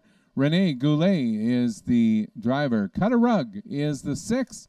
James Rhodes, Quentin Schneider, and Kimberly Schneider are the owners. Quentin Schneider trains. Michael Hennessy will drive. The 7 is Burnt Promises. Alfred LaBosse and Brian Gray are the owners. Brian Gray trains and drives. Big Engine is the 8 horse, owned and trained by Stephen Crump. David Kelly will drive. Those are your horses for the 5th race. Don will send it back to you. Thanks, Dennis. We're going to add another mix to the color commentary for this day. I'm here with Ryan Haynes, who's been a long-time photographer. First of all, mostly up in Northlands, and now he's making some appearances at Century Mile. We'll see whether it's full-time or not. And he's filling in today for Kevin Tunney and his crew, doing some pictures here at Track On 2. Ryan, first of all, thanks very much for agreeing to do this. Talk a little bit about your history in photographing horses, both at Northlands and now doing it at Century Mile. Well, I kind of started out, my whole life has been working with horses. My dad trained thoroughbreds, and he went to Phoenix for a few years, and that's sort of where I started to get into photography. And I lived with a family when they would have to come back early, and I would stay and finish my school and live with family, and he's a photographer, and he got me interested. And then I just started working for Jeff Cody, who did the races at Northlands and Stampede Park and Regina and Saskatoon back in the day. And I worked for him for about 15 years, and then I bought him out, and I've been doing it for about 40 years. Wow, that's an incredible. This Turf Paradise in Phoenix, that was the track you were working at? That name just, it took me a while to kick into my head and stuff. I was trying to chase for it and stuff. So now that you're out at Century Mile, have you been to Track On 2 before or back in the days? Back before it's Track On 2, I was here. This is the first time since it's Track On 2, and it's really nice. They've done a lot of work. A lot of changes to it. Yeah. So what do you think of the change from Northlands and obviously their group to now working with the Century group up there? I'm just happy to be working. That's the bottom line. And it's nice. It's a great track. Really good surface, which is important. So the photography end, is that a full-time gig now? Do you do other photography other than with racehorses? Or do you have something else on the side that you do too? Well, basically just working at the track. And part-time, I do a few other part-time jobs in photography. So you got to let me know, in a couple of races ago, we had a horse coming out towards the outside fence. We were talking, there's a young girl who does a little bit of photography and photo finishes in Calgary, who's normally out in the middle of the racetrack. Did Dave get close enough to touch as he was going by? Almost. He tried that last night, too, at Century. So I'm on to his tricks now. Yeah, you saw him. That's right. He was out there with Outlaw True Grit, I think, was out there very much. So one final question. You've obviously taken pictures of a lot of big races and a lot of horses over the days between thoroughbreds and standardbreds. Since you've done both, maybe give us one thoroughbred and one standardbred that really stick out in your mind that you used to like taking winners pictures of. Well, I mean, when they brought On the Road to Edmonton. That was pretty special. He was quite a nice horse. There's been lots of harness horses that were just world class. And thoroughbred, honestly, I can't even say one because there's just been so many, from as a kid working with them, and then doing this job. So I really don't have one particular thoroughbred I can even point out. Okay, and one last question too. It's always amazed me, and the photographers always seem to get a picture somehow. What about the horse that won't stand still? How in God's name do you get a picture of some of them? I saw Dave on one last night that slid him out of the winner's circle and came back in, but yet you guys always seem to find a picture. Just get lucky. Never quit. Perfect. Thank you very much, Ryan. Really appreciate you giving me a couple minutes. Back up to you, Dennis. Thanks, guys. We're about a minute away from the 5th race. 1 minute till post time.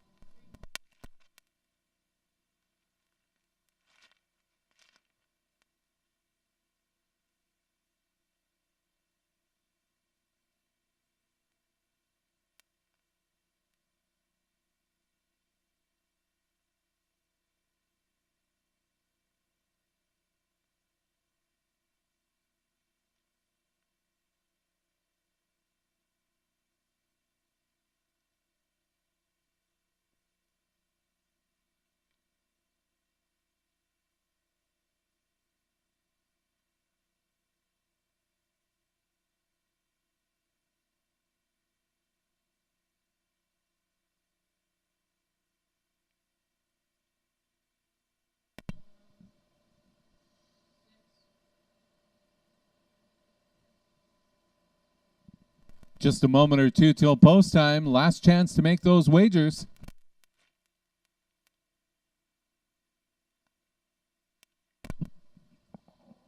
Horses are lining up. Starters called them for the 5th race. Your favorite is the 2-horse Trip Hammer at 5-2. Second choice is the 4 at 3-1, Ready for the Beach. Inside Out, Ebenezer's the 1. Number 2 is Trip Hammer. Number 3 is Rip It Up. 4 horses Ready for the Beach. 5 horse Don't Rock the Boat. Cut a Rug is the 6. Burnt Promises 7. And Big Engine is the 8. Starting gates making way down the lane. It's post time for the 5th.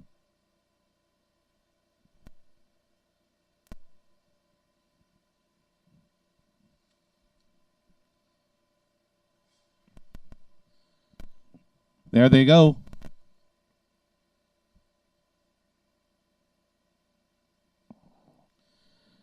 And they're off and pacing. 4 horses charging for the lead from the far outside. Big Engine through the middle, Cut a Rug, Ready for the Beach, and Trip Hammer. They'll settle this one out into the turn. Looks like it's Big Engine moving on to challenge 4 and take that lead. Cut a Rug is settling in second. That one's followed by Trip Hammer. Then you have Ready for the Beach. Heading up to the quarter-mile marker in 29 1/5. Your leader is the 8-horse Big Engine on top by 2 lengths. Cut a Rug pacing in second. Then you have Trip Hammer. Settling back in 4th is Ready for the Beach. You have about 2.5, 3 lengths back to Ebenezer, who's now got company on the outside with Rip It Up. Then you have Don't Rock the Boat, and Burnt Promises trails the field.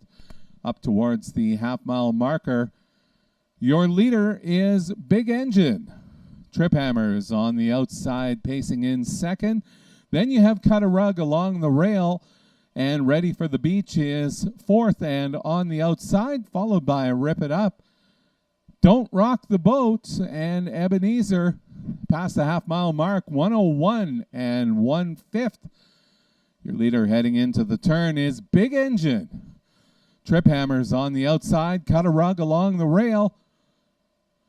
It is Big Engine. Trip Hammer on the outside, Cut a Rug is right in behind those. And looking for room, it is Big Engine. Cut a Rug on the inside, on the outside, Trip Hammer. We're going to fight this one out to the wire. Big Engine on top, Cut a Rug challenging on the inside. Big Engine, Cut a Rug, and Trip Hammer Time for the mile, 158 flat.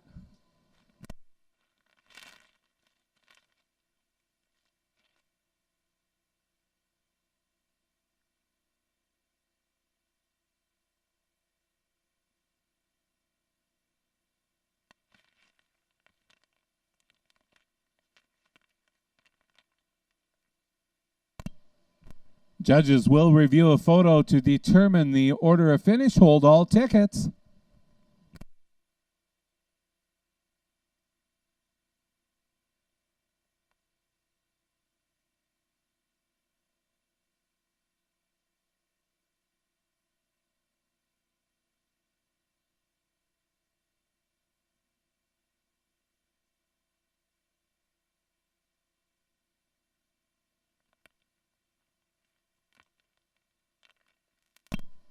In the photo, your winner of the 5th is number 8, Big Engine, finishing second. Number 6, Cut a Rug, up for third. Number 2, Trip Hammer, and finishing fourth, the 4-horse, Ready for the Beach. Once again, time for the mile, 158 flat.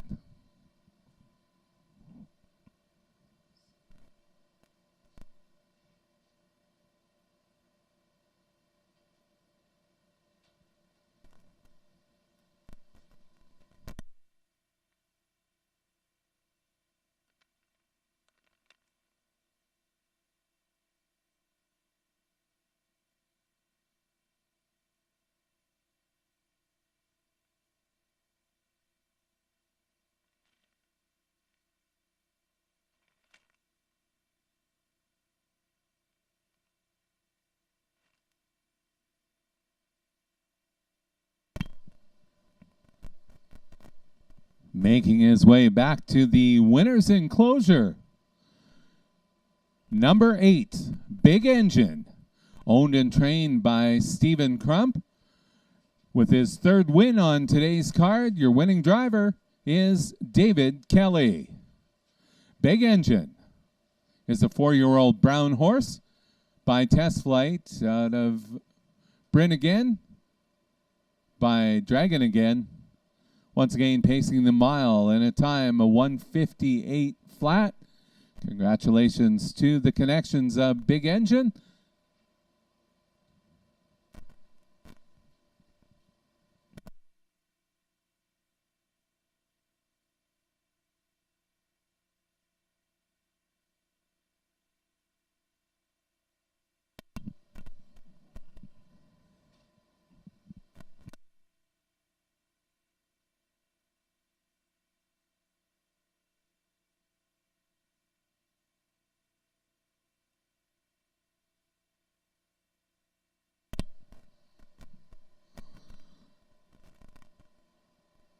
Once again, those results are currently still unofficial. 8, 6, 2, and 4.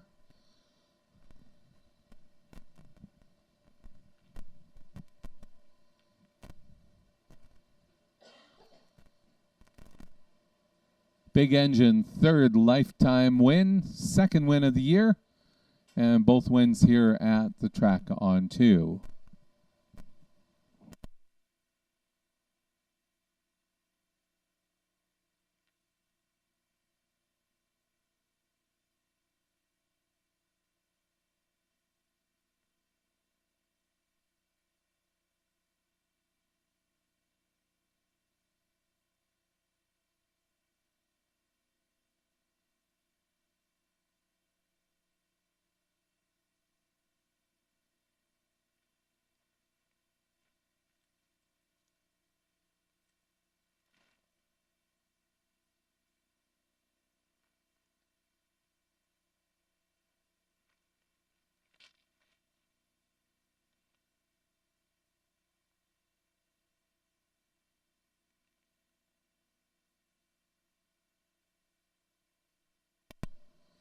While we have a moment, don't forget the track on 2 is open 7 days a week. VLT is available, as well as the off-track betting. Open at 11 o'clock each day with the Funky Monkey Kitchen. Once again, 7 days a week here at the track on 2.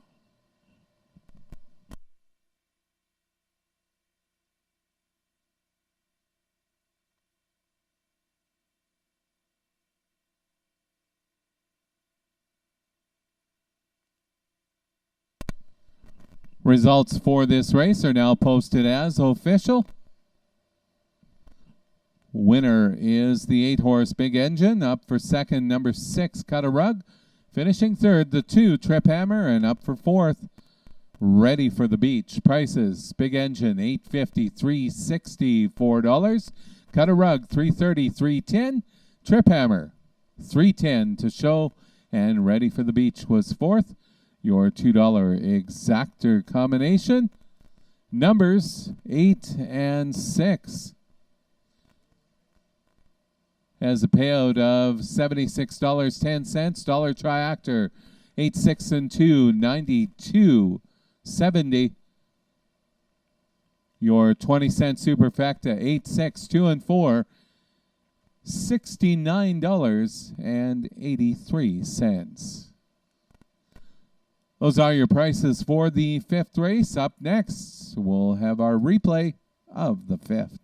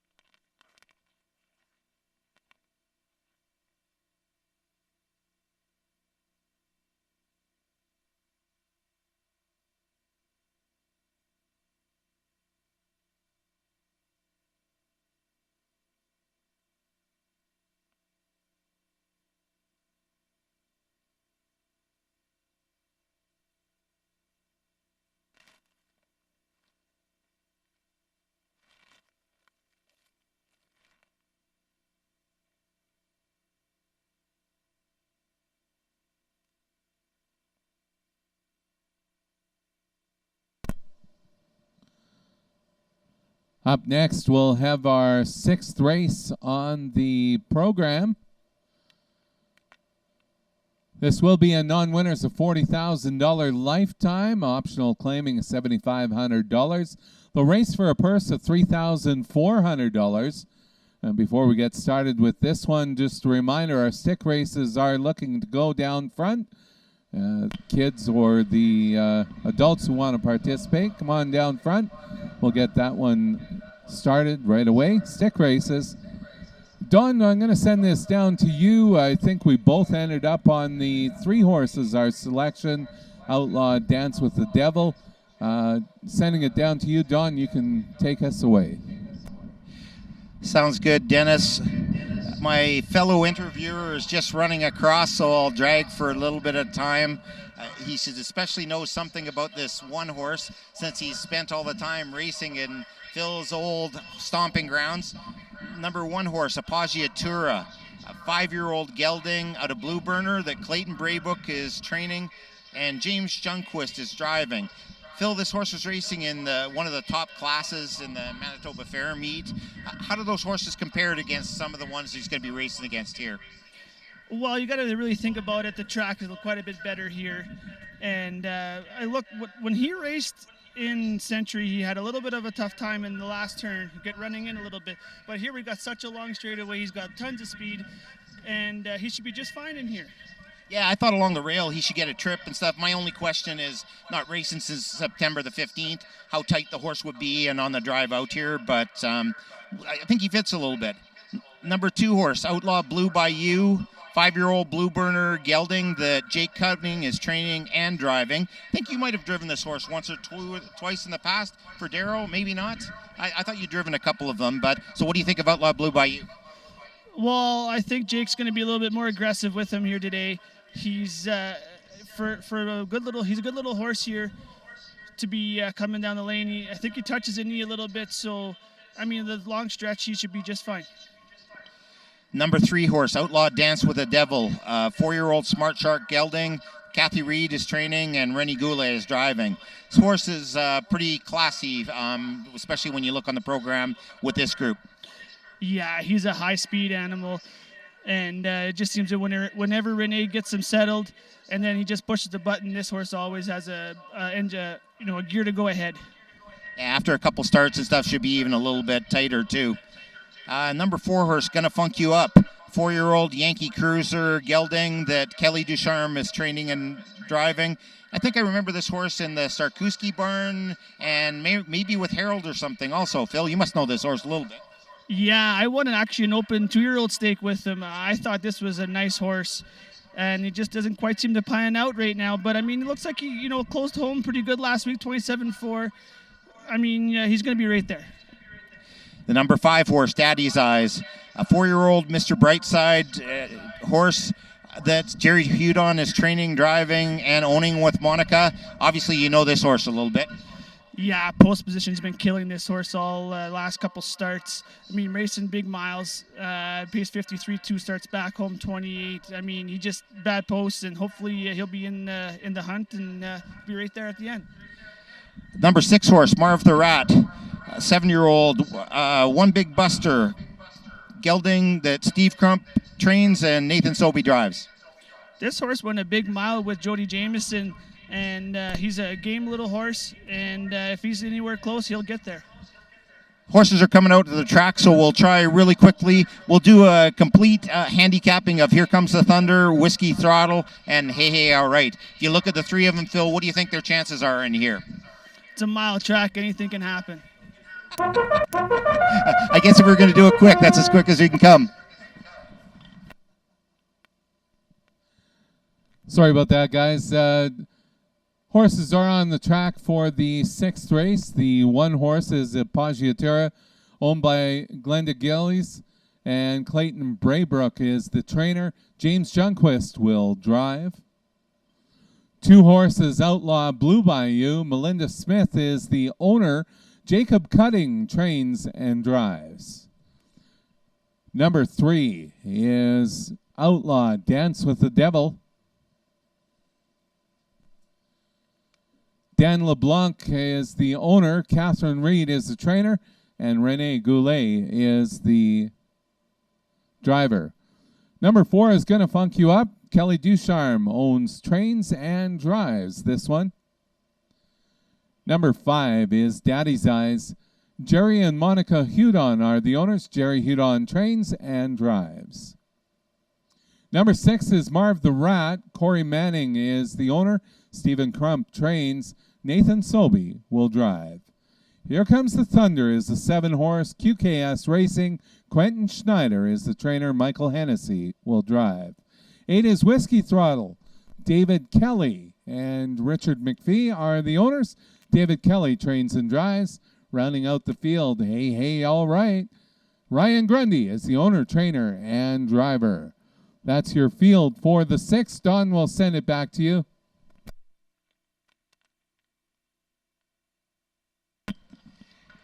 Thanks, Dennis. Back here with Phil Giesbrecht. So, Phil, you had an interesting night last night at Leduc. A couple long shots, a couple of your own and stuff. as the meet's been going on, what do you think of the Century Mile track, and what do you think of the way racing's gone since we made the change? Track is like lightning, and they're doing a great job with it. And every day you go there, it's always something's getting better all the time. And if we raced there in the middle of the summer, we would go some wicked miles.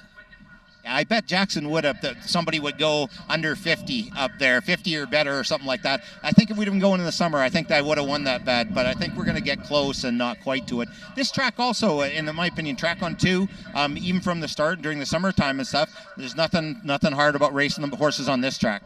No, it's easy on them. We don't go huge miles here, but it's not hard on the horses either. You can bury one up a little bit, take care of them a little, just get them good and tight for the next week. And, just great to be here. We have a spot to race all of our horses. Yeah, it looks like your barn's they were a little bit sluggish when they first started off up in Edmonton or in Leduc. Look like they're starting to come around a little bit more and stuff. What is it like on horses when they're going back and forth between different lengths, surfaces, different conditions that horses are racing on when you're trying to train them all the time? Well, you gotta still read your horse no matter what kind of surface you're on or what kind of mile track or half mile track, don't matter. You got to be conditioned. Some horses they strive a little better, on a smaller track. Some horses are better on a bigger track. It doesn't really matter. I mean, if they're good and ready, any surface is great for them. The mile track has always been a setup that really suits your driving style, Phil. I always looked when you were doing that and stuff and if I was going to classify your driving style, would definitely be patiently aggressive. Like you can get a horse off a gate, but you also like taking your time and falling in some trips. A big long stretch like that's got to fall perfectly into your game. Yeah, especially when I'm driving other people's horses, but mine are coming along a little bit. But maybe just got a little bit of the holiday flu still a little bit because we took a couple weeks off, but last night and a couple of weeks now it's getting a little better. We're just going to hope for some good luck and some good money here in the next couple of weeks. I remember when they were racing horses when this was just Lacombe back in the days and stuff. You used to win a lot of races out here, Phil. Yeah, there was some good times out here. I never had any complaints about racing here. So for tomorrow up and Century Mile, you probably have at least one of Rod's in the stakes races and stuff. Do you have some drives that you're looking forward to for tomorrow? I look forward to racing every day if I can. But when you get to drive some nice colts, it makes it even better. Starcusi's colt, he's okay. He's getting better and better all the time. And we got a little bit of an easier bunch tomorrow, so hopefully we can get him brave and get him ready for the final. And so I can't let you go without at least bringing up the Leafs versus Jets start to the season. The Jets, if there wasn't for a goalie issue and stuff, were looking like they were going to take it on the chin. 2 starts in a row. The Leafs, 2 pretty easy wins.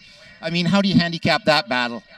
You can't handicap against them. They got probably the best team in the league right now. I mean, the Jets lost all their D-men. And they got to rebuild back there, and hopefully Dustin Buffalo comes back. But for right now, I'm still cheering for him. I mean, they're my hometown team, and I love watching hockey, and I do like watching the Toronto Maple Leafs because they have a fantastic team. Get your skates out a little bit, Phil. Don, have you seen my gut? It's smaller than mine. I know that much, Phil. So thanks very much, Phil. I appreciate your time. Hopefully things go well for you in the next week, and obviously the rest of the meet up there going all the way to Super Final.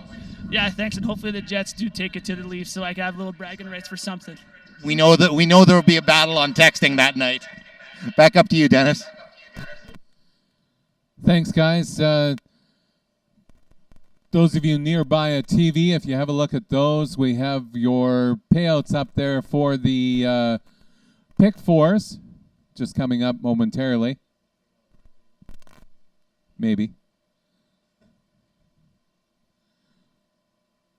The point I was going to get to is we do have some 2 out of 3s, or 2 out of 4s, and 3 out of 4s that will be paid out today. Payouts will be mandatory today, so you'll make sure you check your pick 4 tickets.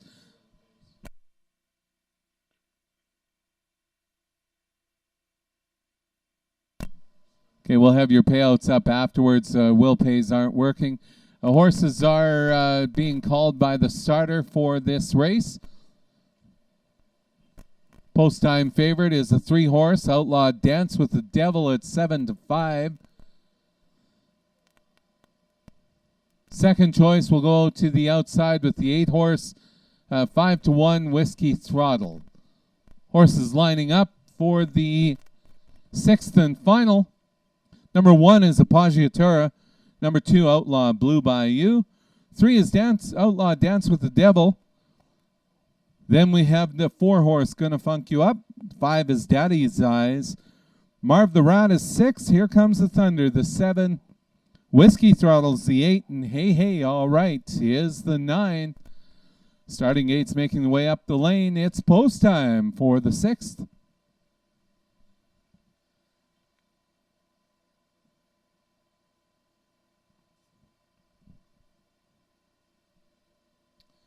There they go.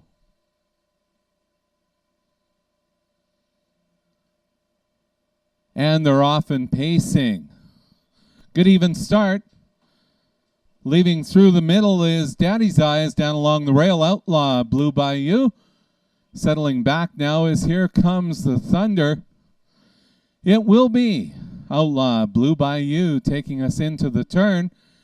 Pacing in second is Daddy's Eyes. Then you have Here Comes the Thunder, followed by Gonna Funk You Up. Marv the Rat and Appoggiatura is the next one up. Up past the quarter-mile marker, 27 4/5. Your leader continues to be Outlaw Blue Bayou. Pacing in second, Daddy's Eyes. Then you have Here Comes the Thunder. Back to Gonna Funk You Up, followed by Marv the Rat. Appoggiatura is close up in 6th. Then you'll make your way back to our trailers, including Hey Hey All Right, Outlaw Dance with the Devil, and Whiskey Throttle. Half-mile mark reached in 57 1/5. Your leader is Outlaw Blue Bayou. Daddy's Eyes is along the rail, and on the outside, Here Comes the Thunder, trying to tip 3 wide. We have another one of our horses up there. It is Outlaw Blue Bayou with the lead. Here Comes the Thunder is on the outside. 3/4 mile mark reached in 1:27 2/5. A charge to the finish. Down along the inside, it's Daddy's Eyes. On the outside of the track, Gonna Funk You Up. It is Gonna Funk You Up is taking us to the wire. Then you have Outlaw Dance with the Devil. Swift move down the lane. Gonna Funk You Up. Close at the wire. Time for the mile, 1:56 2/5.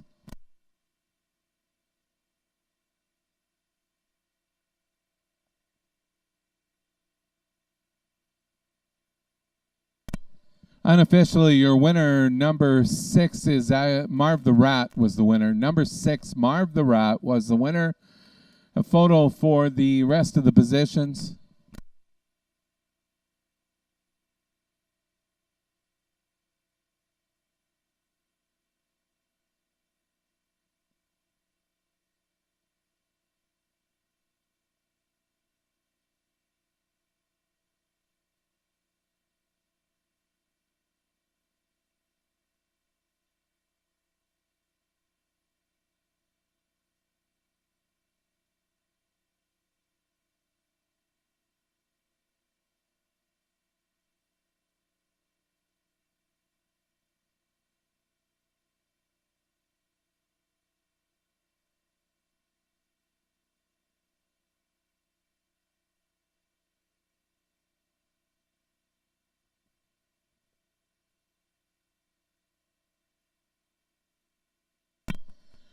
Results of the photo. Once again, your winner was the 6, Marv the Rat, finishing second.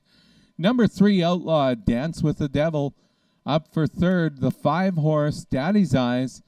And finishing fourth, number 4, Gonna Funk You Up.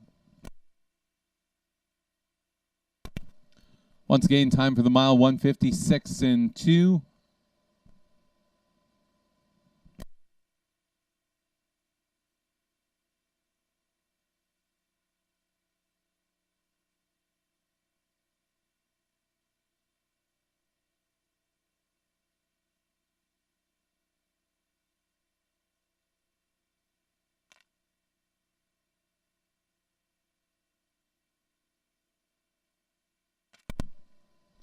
Marv the Rat is making his way back to the winner's enclosure. Marv the Rat, the 6-horse, owned by Corey Manning, trained by Stephen Crump, driven to victory today by Nathan Sobey. Marv the Rat is a 7-year-old bay gelding by One Big Buster out of Patriotic Queen by Rustler Hanover. Marv the Rat paced the mile in a lifetime best of 156 and 2/5. Those results are now official. Prices are next.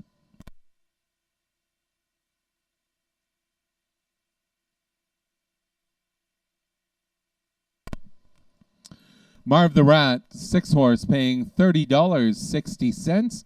9.10 to place, $5.30 to show. Outlaw, Dance with the Devil, $523.90. Daddy's Eyes, $4.20 to show. Gonna Funk You Up, finished 4th. Exacta Combination with the numbers 6 and 3.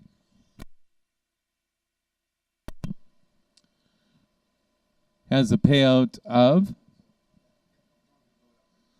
$178.80. Your Triactor, $1 ticket, 6-3 in all, $161.30. 20-cent Superfecta, 6-3 all in all, $3.68. Your $2 pick 4, 7-3, 8 and 6, 2 of 4. Dollar ticket, $44.35. That concludes racing here at the track on 2. Don't forget the Funky Monkey has your off-track betting available until the close of business today. Off-track betting and your VLTs available daily down at the Funky Monkey. Don't forget to join us next week. Live racing continues. 1:10 is your post time. Thanks again from all of us here at the track on 2. Have a good rest of your day.